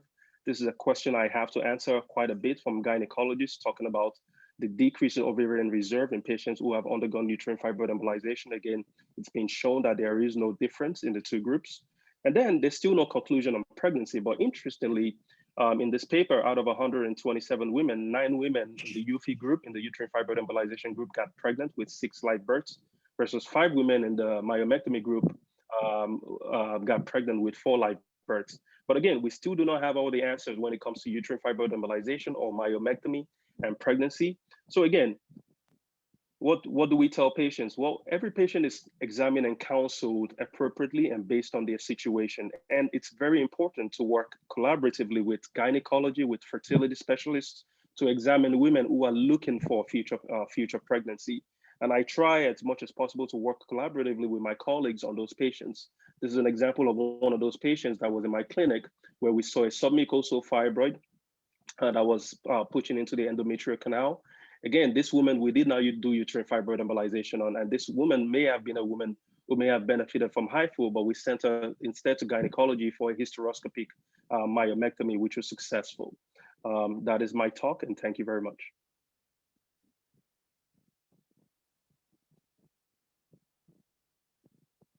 Yes, thank you so much, Dr. Ninarewo. Yeah, that was quite great. And just like you said, I think we're trying to give our women the choice of not that everything is surgery, you have to open up, you have to open up. They need to have some minimally invasive and some non-invasive methods in the treatment of fibroids. And thank you for mentioning about fertility, which is a great question to women, especially in this part of the world. And I think is one of the things that we'll probably have some time to discuss towards the end of this webinar. So it's time for Nuria to give a talk, and she's going to be talking about HIFU and fertility. Welcome from Barcelona. Nuria, it's your turn. Hello. Hello to everyone. Good afternoon. Many thanks to the organizing committee for inviting us to this webinar. I am Dr. Nuria Pons. I am a gynecologist, a specialist in surgery and minimally invasive and non-invasive techniques for uterine fibroids. In our unit, in HIFU unit in Terrassa, has more than 12 years of experience in treatment of benign uterine disorders with HIFU technology. And since 2017, I am part of this uterine myoma unit that includes HIFU unit inside in Barcelona, in Spain. Many thanks to the organizing committee, and also a few words to HIFU company, because they always help us when we need anything. I'm going to start with my presentation. Like any other myoma units, our myoma unit in Barcelona, we carry out all the available treatments, from medical to surgical options, from classic excisional procedures to occlusive procedures, and of course ablative procedures. Among them, I want to highlight HIFU technique. Today we're going to speak about this one, and that is one of the different options that we have to treat leiomyomas in our center. As Dr. Verhoeven explained before, and some of you already know, today we're going to talk about ultrasound-guided HIFU. It's a technology developed in Chongqing in China by Professor Wang in 1997. As you can see, it's not a new technology, but HIFU is an emerging technology and non-invasive technique for the conservative treatment of solid, benign, and malignant tumors. In 1999, ultrasound-guided HIFU was applied to clinical treatment of malignant bone tumor for the first time. In 2002, Professor Wang reported that ultrasound-guided HIFU was safe and effective for treating uterine fibroids. In 2004, HIFU was approved by Food Drug Administration from USA to treat uterine fibroids. In 2009, was approved to treat women who want to become pregnant. And as Dr. Verhoeven explained before, in 2019, UK NICE published a very important medical guidance on ultrasound HIFU with evidence-based recommendations. Right now, more than 100,000 women with uterine fibroids have been treated through the world with a great success. I want to explain these slides because I think that it's important to put the situation over the world, explains where the technique is gradually spreading all over the world. In the Focus Ultrasound Foundation, we can see that more than 900 HIFU centers worldwide between ultrasound guide and MRI guide.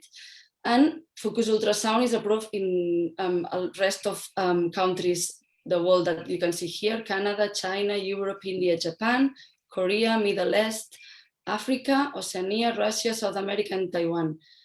Here you can see in a map these orange spots, which marks ultrasound guide HIFU centers worldwide. Nowadays, in 2020, more than 80,000 women treated with Chongqing HIFU company is a great number of treatments. Medical device dictamen in Europe was a reality in 2010. You know that Europe has more than 50 countries, everyone with own legislation. Even the European Union, that we are 27 member states, the healthcare governance is national level, and in some places, in some countries, on a regional level also.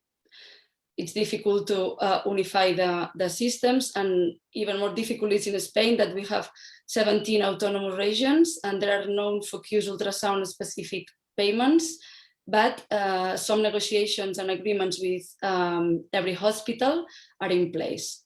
In 2019, the NICE guide give a step up in this situation, and we create the group, working group on non-surgical ablative therapy, because the ESGE support is essential in this situation.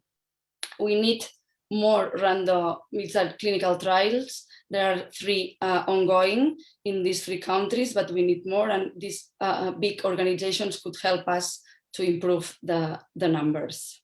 Okay, here you have our ultrasound guide HIFU device, HIFU Chongqing technology GC200. Here you can see the therapeutic device, which is composed of a bed, a water tank here. Inside we found 2 transducers, diagnostic, the white one, and therapeutic, the orange one. We can move head, foot, right, left, and sagittal and transverse views. The other part of the device is composed with guide and control console. Here you can see Dr. Rodriguez performing a treatment. Here you see the ultrasound, real-time ultrasound guide. Here the MRI image. Here the control treatment, a screen treatment, and here this screen that Dr. Verhoeven commented to you. This is the place where we connect with the other sites, with the other HIFU centers, especially with Chongqing, and they help us when we need help, and always when we have difficult cases.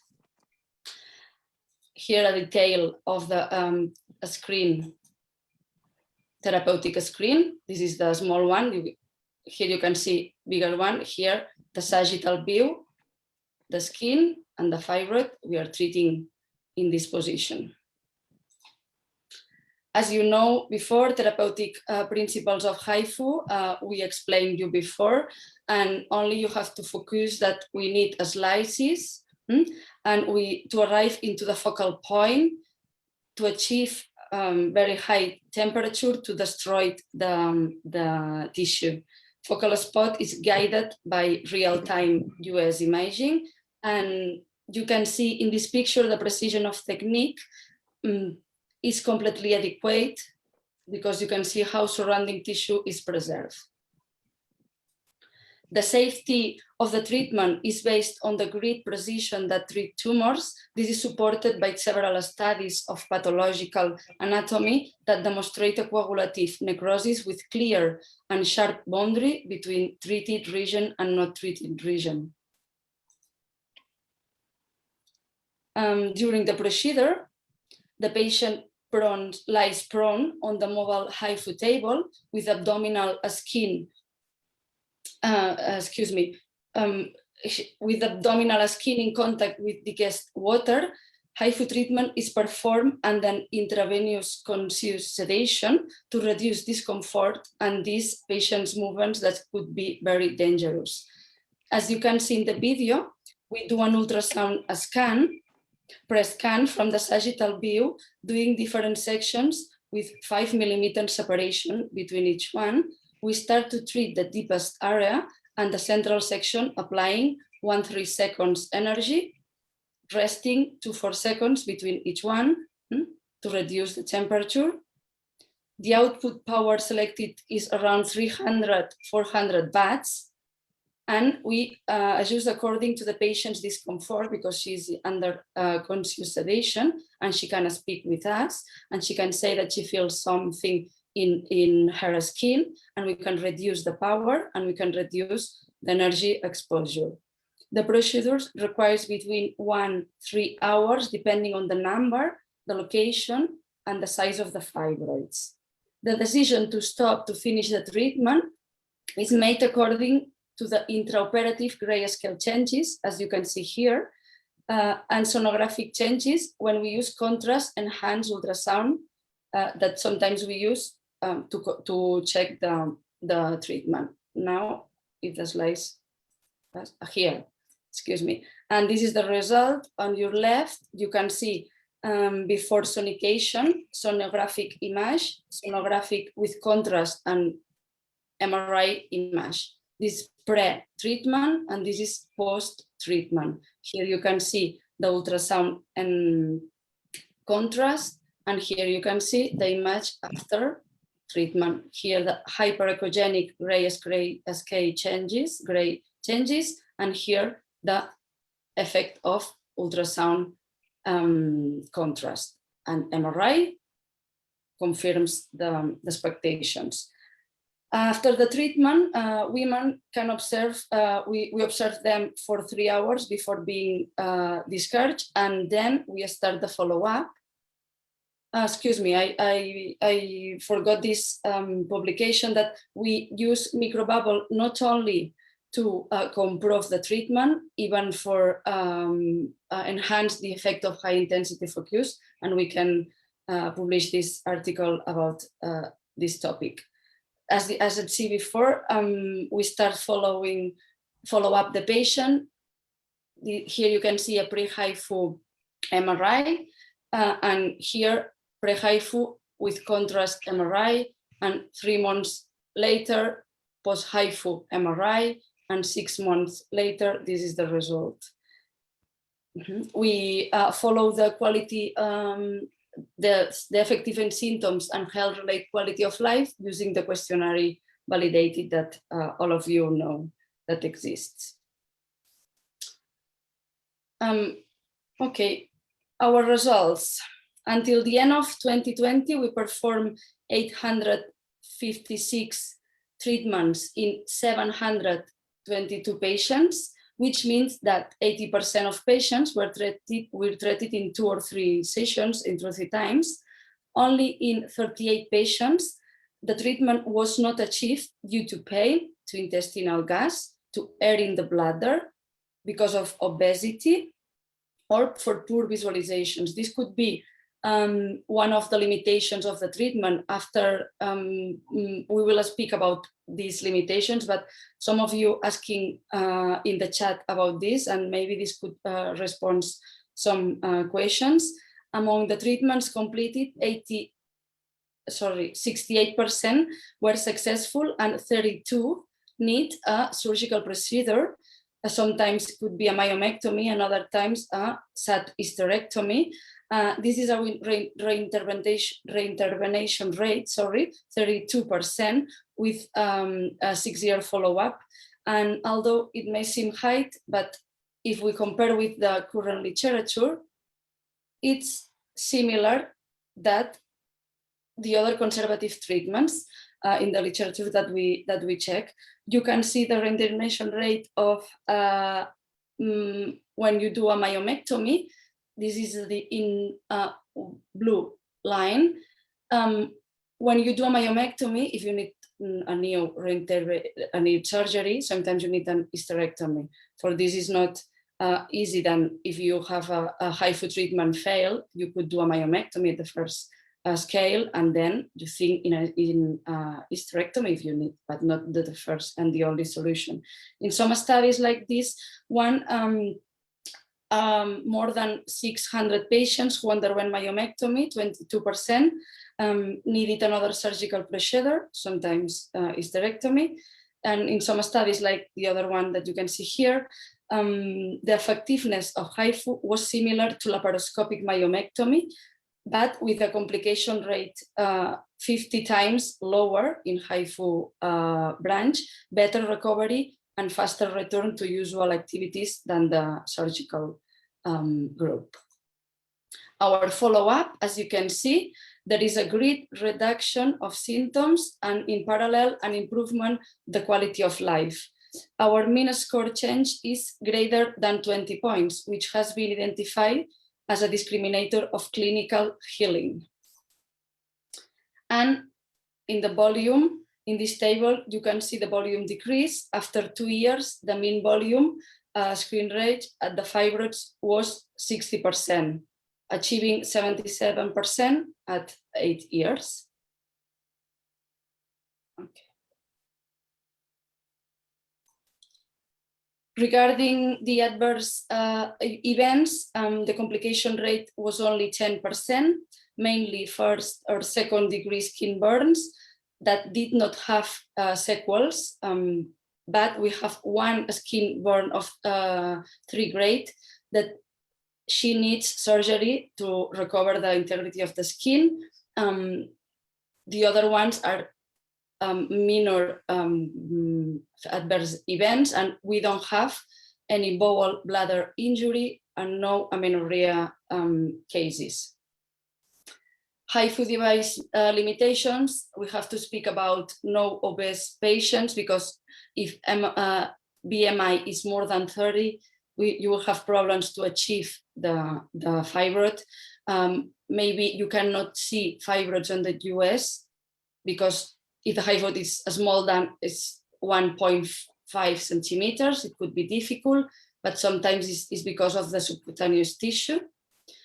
It's difficult when fibroids are more than 10 centimeters, sometimes 8, and difficult localization, and more than 10 are contraindications. Pay attention with pedunculate fibroids, because sometimes you will have more risk, high risk to have adverse effects, because it moves around the screen, around the abdominal cavity. Absolutely not pregnant patients, and no abdominal scars, because it produces difficult able to see fibroids because of the ultrasound image. The patient has to be able to communicate with the doctor, and she has to be able to put in a prone, lying prone for more than 2 hours without moving. She has to collaborate, she has to understand, and at the end, she has no anesthetics complications. In the another characteristics of our fibroids, we know that if we use this classification, Funaki classification, we can reduce our fail rate. Type 1, hypo intensity, low signal intensity, like a skeletal muscle.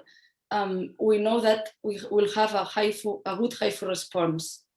Even on the other hand, if we have type 3 Funaki classifications, T2 MRI, with a high signal intensity, more than myometrium, as you can see, more wide than myometrium, we will have worse HIFU response. This could be another criteria to choose patients. Another criteria could be the grade of vascularization. If we have high vascularization, probably we will have poor response in a post-HIFU control. We will advise during the treatment, but we will check in a post-HIFU control. And if we have low grade of vascularization in T1 contrast MRI, we will find a good response of the HIFU treatment. This could be other criteria to choose patients for HIFU treatment. Okay, I finished my first part here, and now I'm going to continue talking about fertility. We must also take in account that the mean age of the first gestation is increasing. for this is the interest on HIFU and fertility, because we have 3 points, the important points that would be mean age of the first gestation is increasing in all the world, more in Western countries, but also I think all the world. These are numbers from Spain. As you can see, we are more than 32 years old to the mean age of the first pregnancy. The incidence of the uterine fibroids increases with age, and new IVF techniques allows pregnancy in older infertile patients. For these 3 points, we will find patients with myomas and who will ask us how to do with their fertilities.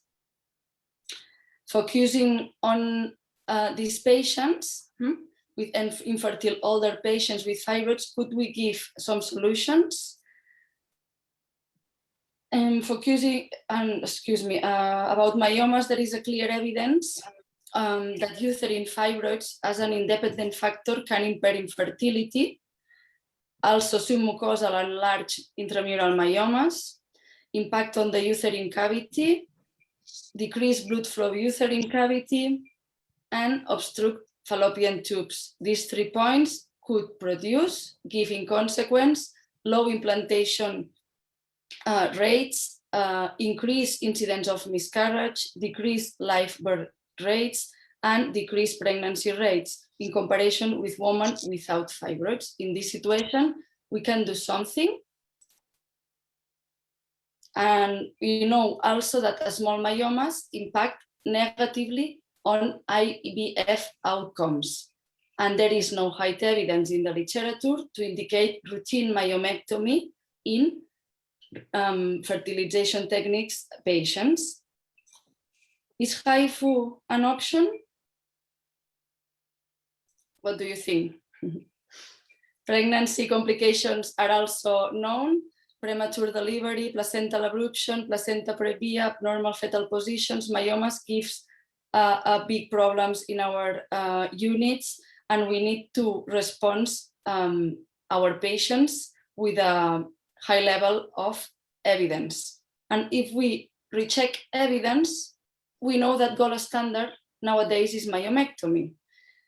But the literature, there is currently a large arsenal of available treatments, but is still considered this one the gold standard for women with symptomatic fibroids who wish to become pregnant.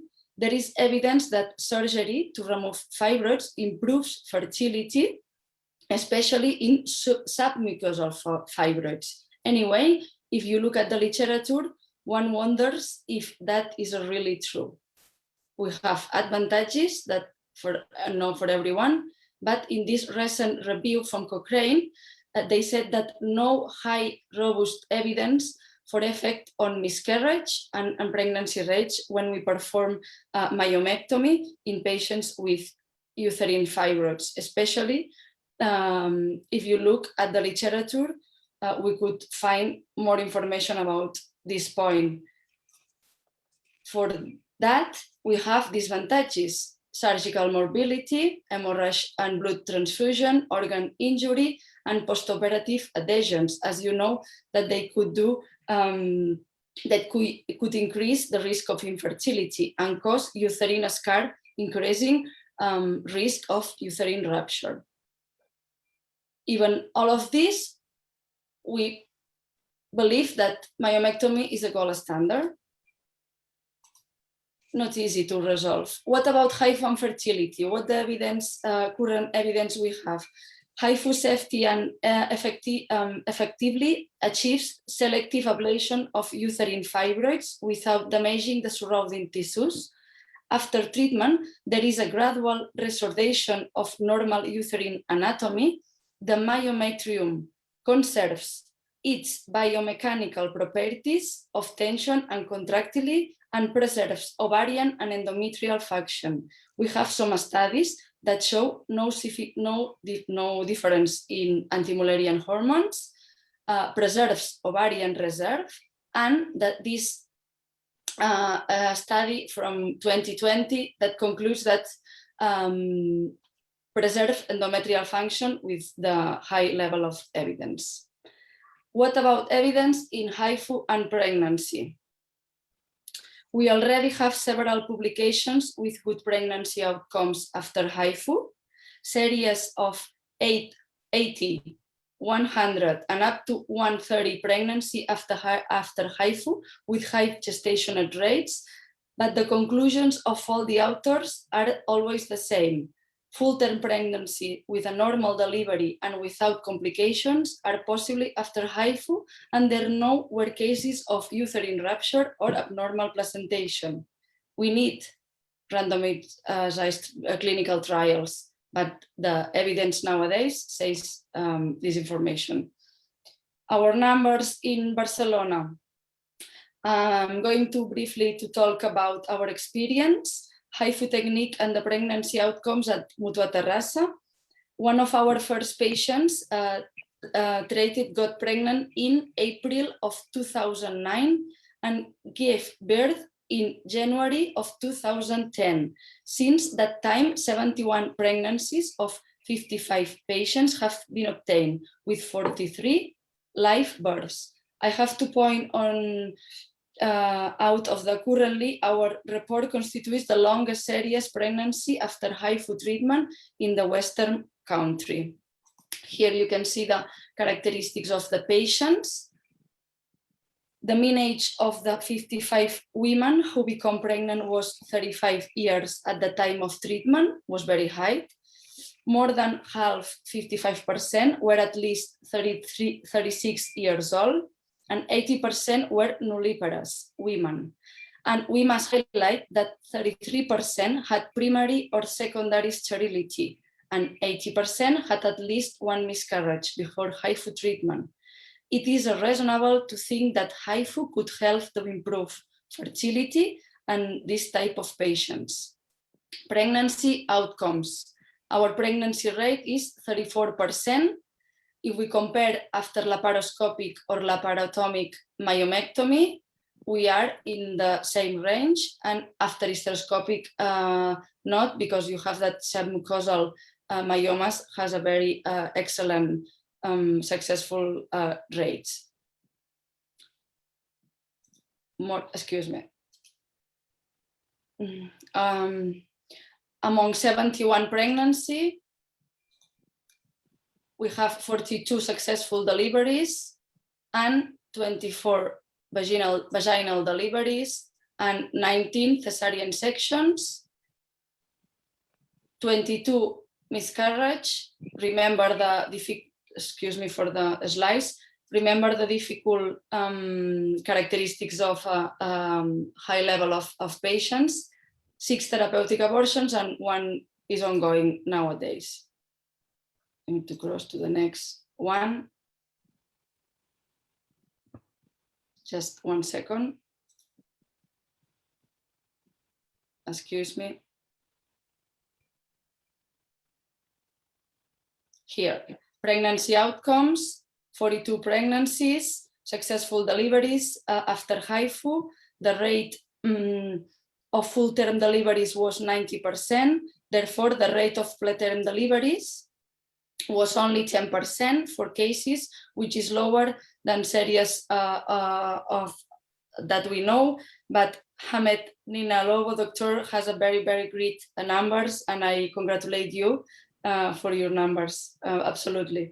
And we have 3 kilograms of birth weight, and it should be noted that the series had a lower preterm delivery rate compared with the series with another HIFU studies.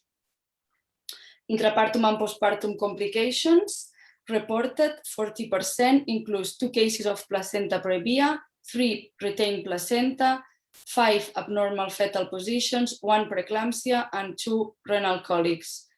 We have to note that no uterine rupture and no placenta accreta has appeared in our series.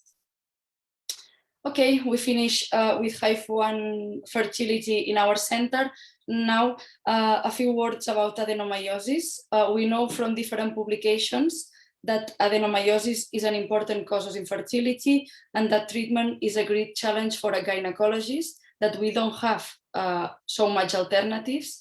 Adenomyomectomy is very aggressive for the uterus, and this type of surgery carries subsequent obstetric risks that we cannot ignore when we explain to our patients, and we have to be conscious that that could occur. In this, the results from this meta-analysis showed that after HIFU treatment for adenomyosis, a large effect was observed in reducing the uterine volume at 12 months, a significant reduction of dysmenorrhea at 3 and 12 months, and a significant improvement in quality of life at 6 and 12 months. Adverse reactions after HIFU were reported in 55% of patients, which were grade A or minor complications. Oh, excuse me, because it does not appear until now. The quality of life was reduced in the 6 and 12 months after treatment.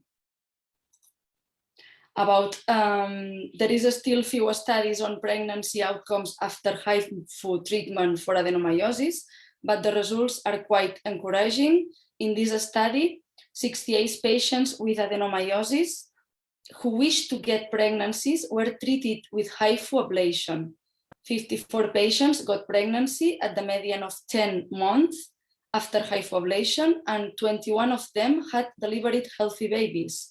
No uterine rupture during gestation or delivery, and the symptoms were reduced. In this other study from the last year, 93 patients with adenomyosis and infertility were included. 50 were treated by HIFU and 43 underwent laparoscopic excision.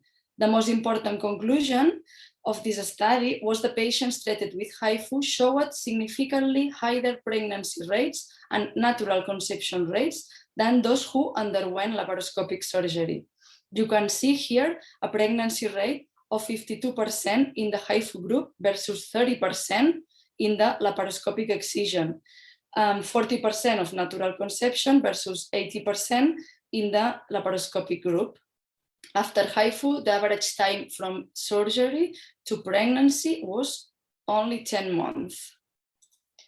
Okay, the last part of my lecture, I'm going to present some clinical cases. This is a little bit more easy to follow. A 30-year-old woman with no pathological history of interest, only one preterm birth, hypermenorrhea, anemia, and urinary symptoms, and sterility. We perform an ultrasound exam and 10 centimeters transmural myoma, and MRI explains that it was hypotense and low vascularization. We performed HIFU treatment in 2 sessions. We could achieve hyperechogenic changes and changes in sonoview exam, and the contrast MRI after HIFU was more than 100%. Follow-up volume reduction up on 6 centimeters, and we perform an hysteroscopic myomectomy at the end. And here you can see a hysteroscopic diagnostic after myomectomy, and you could see the cavity here, the osteums, and 3 months later, she gets pregnant with a successful situation. Another case, here we present a case, 33-year-old woman. Here you can see this, excuse me, because I have now. Here you can see this myoma inside the cavity, different between different if you compare with the other one, because this one is hypo in MRI, but high vascularization contrast MRI. We perform HIFU treatment. Here you can see MRI post-HIFU treatment. After that, 6 months, we reduce and we achieve a normal cavity, and 2 months later, she get pregnancy in 2 times in different situation. And this is another case report. It's a mode of, it's a point of because we want to explain that we have more indications of HIFU. We had been speaking about myomas and we speak about adenomyosis, but here we find a 30-year-old nulliparous woman who admitted at our center at 41.1 weeks of gestation for induction. She achieves a vaginal delivery, normal, with a live male boy, 3.4 kilograms, but we diagnosed a placenta accreta or increta because it was an unsuccessful attempt to remove the placenta from the uterus. We suspect placenta accreta. She was hemodynamically stable and no heavy bleeding, and she don't want hysterectomy. We could speak with her and her family, and they don't want hysterectomy. They want to expect and take conservative treatment, and we choose conservative management with the placenta in situ. 3 days after delivery, we could check the ultrasound exam. Here you can see the images and show a retained placenta around 10 centimeters near the uterine horn, right horn, and adjacent myomeasurement was less than 3 millimeters. MRI, retained placenta with myometrial infiltration that doesn't don't cross the uterine serosa. 1 month after delivery, we have the same situation, no changes in clinical or imaging changes appear. We propose HIFU treatment and she accepts. She didn't accept hysterectomy at any consult and she don't want to perform a surgery. Finally, the patient agreed with undergo HIFU treatment and we do a research before doing the treatment. And there is still few evidence on HIFU treatment in retained placenta accreta. Some cases have successfully been treated with this technique, like these 12 patients with successfully placental expulsion, conservative treatment, normal menstrual cycle, and 2 pregnancies achieved. We performed treatment, was long treatment with high energy. We achieved gray scale changes and ultrasound and MRI after HIFU. We achieve a non-perfused volume acceptable, ultrasound, and she starts expelled fragments from the placenta on several times, fragments between 1 to 5 centimeters with mild pain, not high, and little bleeding. And 4 weeks after treatment, the total expulsion of the placenta occurred. Patient had her first menstrual period 28 days after total expulsion of the placenta. And 1 year later, the patient achieved a full-term pregnancy that ended with an uncomplicated vaginal delivery. This case is only a curiosity case because we have only 1 case of placenta accreta treated with HIFU, and as you can see, there is a small level of evidence, and we have to be no exaggerate with this treatment. Okay, here the image of after treatment, and to conclude, due to it's a non-invasive. Uterine fibroids can negatively affect fertility and increase the risk of a specific pregnancy complications. Here appears the next one, I think. Okay. Myomectomy has some disadvantages that we should consider, especially in women who wants to conceive. According to our experience, HIFU guide ultrasound guide HIFU therapy is an effective and safe treatment based in our experience and previous studies demonstrating the ultrasound guide HIFU for surrounding myometrial tissue, ovarian, and endometrial function is safe.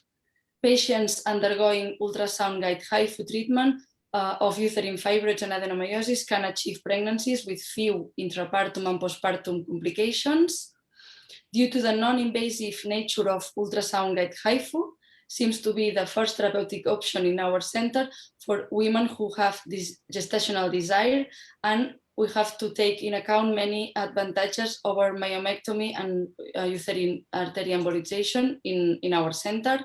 In some cases, ultrasound-guided HIFU could even improve fertility in patients with history of primary or secondary infertility. And maybe the most important one, we need prospective randomized studies to confirm these observations. Okay, thank you very much for your attention. Here you can see our HIFU unit in Barcelona. You are invited to come here when this situation is finished. Thank you very much. Yes, thank you so much, Nuria. Yes, we will take that invitation once COVID, either we control it or we all get vaccinated. Yes, thank you. And I think this has been very, very illuminating. And we have many questions, many questions. I hope all the presenters are ready.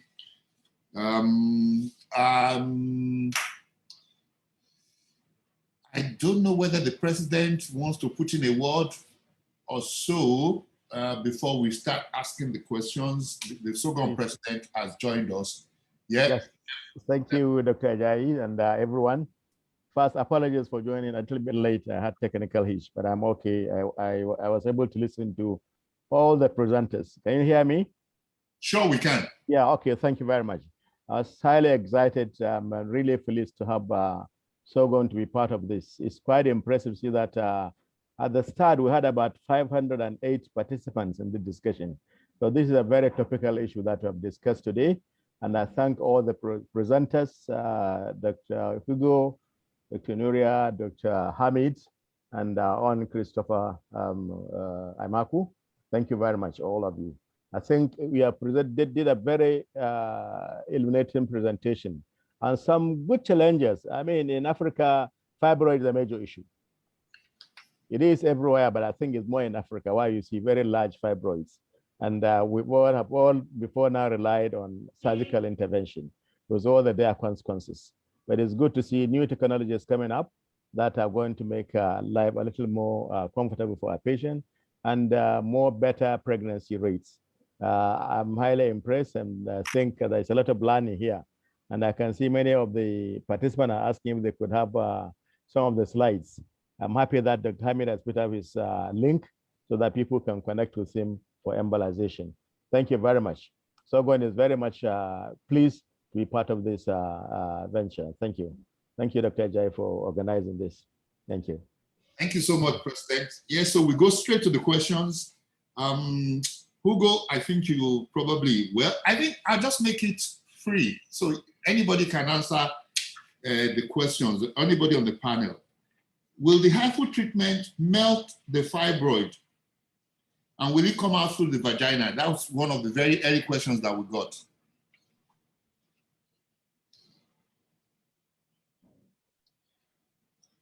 Did you hear?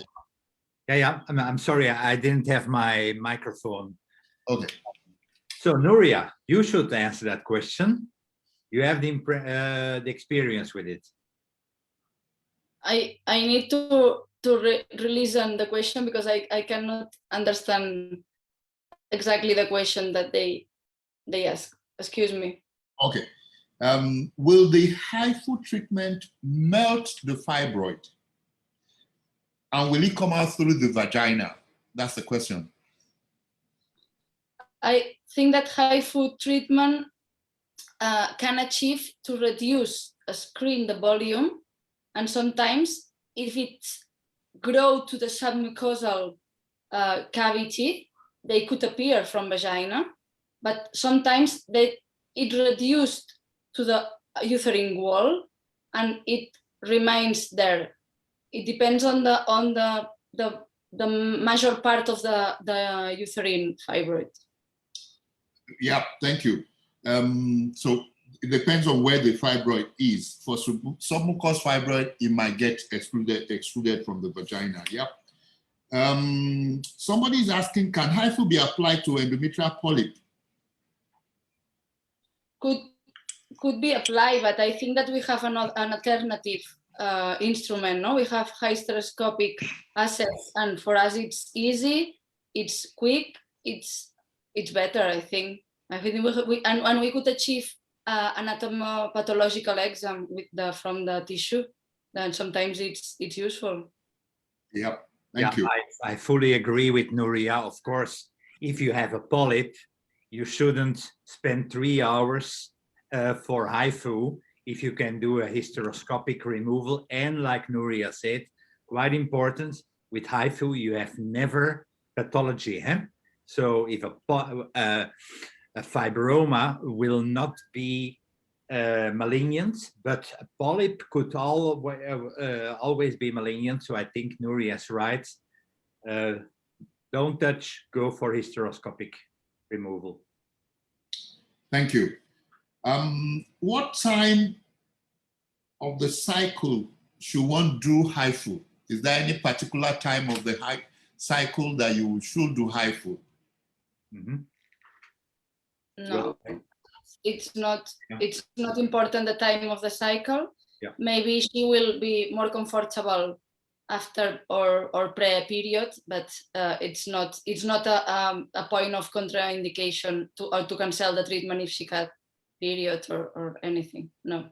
Nuria, would you do HIFU during the menstrual cycle? I know it's a stupid question, but some patients are scheduled and especially if you get their periods. As I explained in my presentation, in Spain, it's difficult to put in a waiting list of the public hospital, and sometimes you have 1 day and one period of time to do HIFU treatments. If you have to change for this, could be a terrible situation, because maybe these patients could have to wait 1 month more, and sometimes if she had period, absolutely not. It's not a problem. It's not a problem. Okay. Yes. Okay. This is it's a tricky one, but it's a simple one. Is conception assured after HIFU? Is conception assured? That is the word. Just so you know, that is a classic Nigerian question. No. You can't make that promise. You can ask after microsurgical removal of a myoma. Is conception assured? Absolutely not. Huh? Nura, you agree? Yeah. Yes, absolutely. Yeah. Yes, Hamed, this is for you. Can embolization be done on all fibroids, irrespective of size?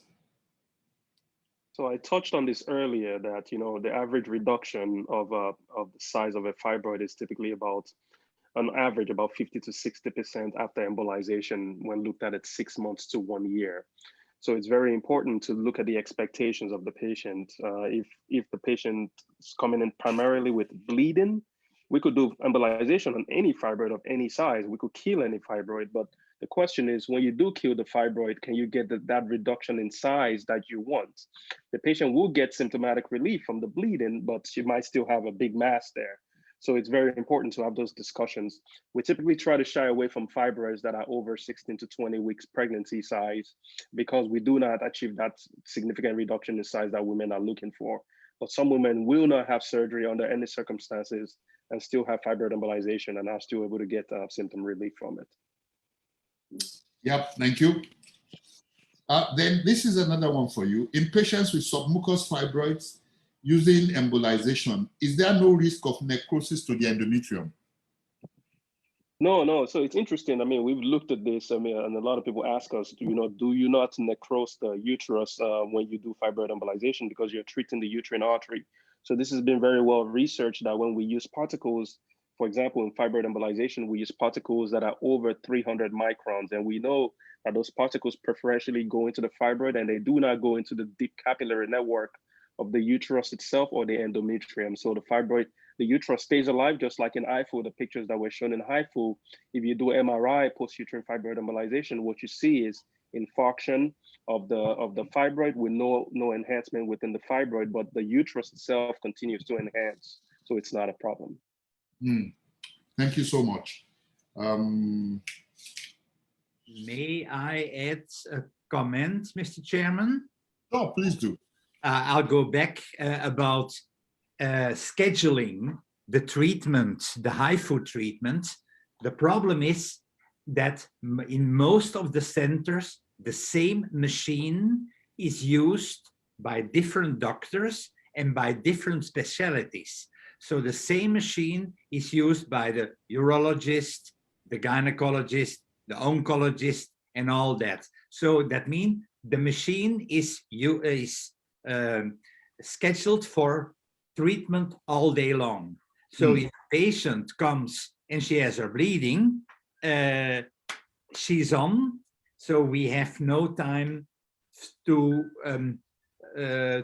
send her back 500 kilometers because she's bleeding. The only thing what could be a problem is if you do the treatment in the second part of the cycle, you must be sure that he is not pregnant. I do not know what is going to happen if you do HIFU in a patient who is 10 days pregnant. I don't know whether Nuria has a statistic on that. What is the effect of HIFU on a beginning pregnancy? We didn't find some cases about incidental pregnancy in our situation, because maybe for this kind of patients that we have, that most of them are infertile or looking for pregnancy or having problems with things, and we reduce the probability to have this problem. But we ask that they are sure that they are not in a pregnancy state with only a question. And sometimes if we have doubts, we can perform a pregnancy test, and absolutely this is a contraindication pregnancy situation, sure. Okay, thank you so much. This is another question for Nuria. Can a patient have a repeat HIFU for recurrent fibroids? Hi? Can you repeat HIFU? Can you repeat HIFU after? Yes, sorry, excuse me. Yes, we can repeat HIFU in maybe 2 or 3 different situations. We repeat HIFU if we cannot achieve all the fibroids that the patient has. Maybe she has more than 4 fibroids and we start from one part. And if we want to treat all the fibroids in the same session, we will give to her a high level of energy, high opportunity of risk of adverse events, and we have to prevent. As you can heard before, it's a long treatment. It's not short. It's maybe 1 hour, the shortest one, and maybe 3 hours, the longest one. She is asking for movement sometimes, and she needs to move. She's tired to stay in this position. It's a cold water, and sometimes you have to rest. Anesthesiologist said that she's arriving at the top of the comfortability, and sometimes you have to be carefully to don't produce some complications. Sometimes this is an option that you could perform a second session. Maybe another situation could be if we know that you will achieve more area in the second session. Sometimes you perform the MRI post-HIFU and you see a very clear zone, and maybe for something, for gas, intestinal gas, for intestinal gas on the bladder or something, you cannot achieve the other part of the myoma, and then you can do a second session if the first session was successfully. If you don't have any response, it's not a good decision to repeat, because it's difficult to achieve more good results if the first time you don't achieve good results. Okay. Thank you. Yes, this is another one. Can HIFU be used for tubal blockage and peritoneal adhesions? No. I don't know if there is some literature about this, but it's the same reason that we don't use in very pedunculate fibroids. There is not, it's impossible to localize the tubes, no, by ultrasound in a prone position with no all the movements that you can do with ultrasound in abdominal position, and maybe it's not we have lots of risks, and it's not a optimal situation, sure, no. Yeah, maybe we just say this, that HIFU is not used for treatment of infertility, it's used for the treatment of fibroids. Yes. And therefore, so if you have infertility, then you need to get the treatment for infertility. And then, because we actually, one of the problems we have is that the people that are responding to us, majority of them are patients with infertility. And so that's one of the things we're trying to let them see, that this is for treatment of fibroids. Infertility has its own protocol. Yes, I want to give attention the words that Dr. Hamed said before, that the expectations are maybe the most important part of the clinical attention, because if you give wrong expectations, sure you will fail in the process. Yeah, it will backfire. Yeah, somebody is asking, is there anywhere consultants can go for HIFU training in Nigeria? Yes, you can. I'm sure by June in Lagos, you should be able to come for the training. But you just need to give us, tell us that you're interested in this, and then we'll see how that can be organized. This is probably, I want this to be the last one. I still have a lot of questions, but if we cannot answer all these questions, we would definitely answer them one by one, because I think the panel has been sitting for about 2.5 hours. I think it's just fair that we'll bring this to an end. So I'm 49 years old, had a child a long time ago, and I still want to have more. I was diagnosed with fibroid, but I'm scared of surgery. Can HIFU work for me? I guess you need to repeat that question, because Nuria and I didn't understand exactly. Repeat it. HIFU. I'll say it slowly. I'm 49 years old. Yeah. I had the child a long time ago, and I still want to have more. I was diagnosed with fibroid, but I'm scared of surgery. Can HIFU work for me? It depends. Yes. Sure. And today you have realized that you have some alternatives to surgery, and you can pay attention to them. You can ask to your doctor and put in a classification, and we will choose the better treatment for you. Sure. I'm just going to add to that answer. I think this is why it's very important that we're working all collaboratively with gynecology, the people doing HIFU, we're doing uterine fibroid embolization. As Nuria said, one of the things they look for treatment of HIFU is they look for hypervascularity in fibroids, right? And when you see hypervascularity, you say it's probably not going to work well. For us in uterine fibroid embolization, we love hypervascularity because we know that those fibroids are going to take up a lot of particles, which is why you want to be working with doctors who work collaboratively with other doctors to make those decisions for you, other than working in isolation.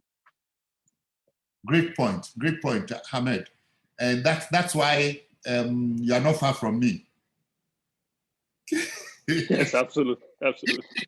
Anyway, thank you so very much. Chris, there's some questions I'm going to send to you. Thank you very much. Answer for us. But I think it's just fair that we bring this to an end. It's been a very exciting session, and I'm so glad that Hugo, Nuria, Chris, Hamed, that you were part of this. It's been so great. And we still have over 375 people, even 2.5 hours after we started. This shows you how important this topic is to us as a race and to us as a continent. Thank you so very much for being part of it. And then just smile, because I'm going to take a picture of you all just give me a smile, and then we will take a picture, and that will be the end. Thank you so very much. Bye. Take care. Thank you so much. Yes. Thank you. Thank you so much. Bye. Bye. Bye. See you soon. Yes, you're coming to See Lagos. you. You're coming to Lagos. Anytime, but of course, After the COVID era. Corona, yeah, okay. So you will not believe me, I haven't been traveling the whole year now. Pardon? I'm coming to Barcelona too. Oh, it's Yeah. worth, I've been there twice, so it's very good to see. All of you. Thank you so much.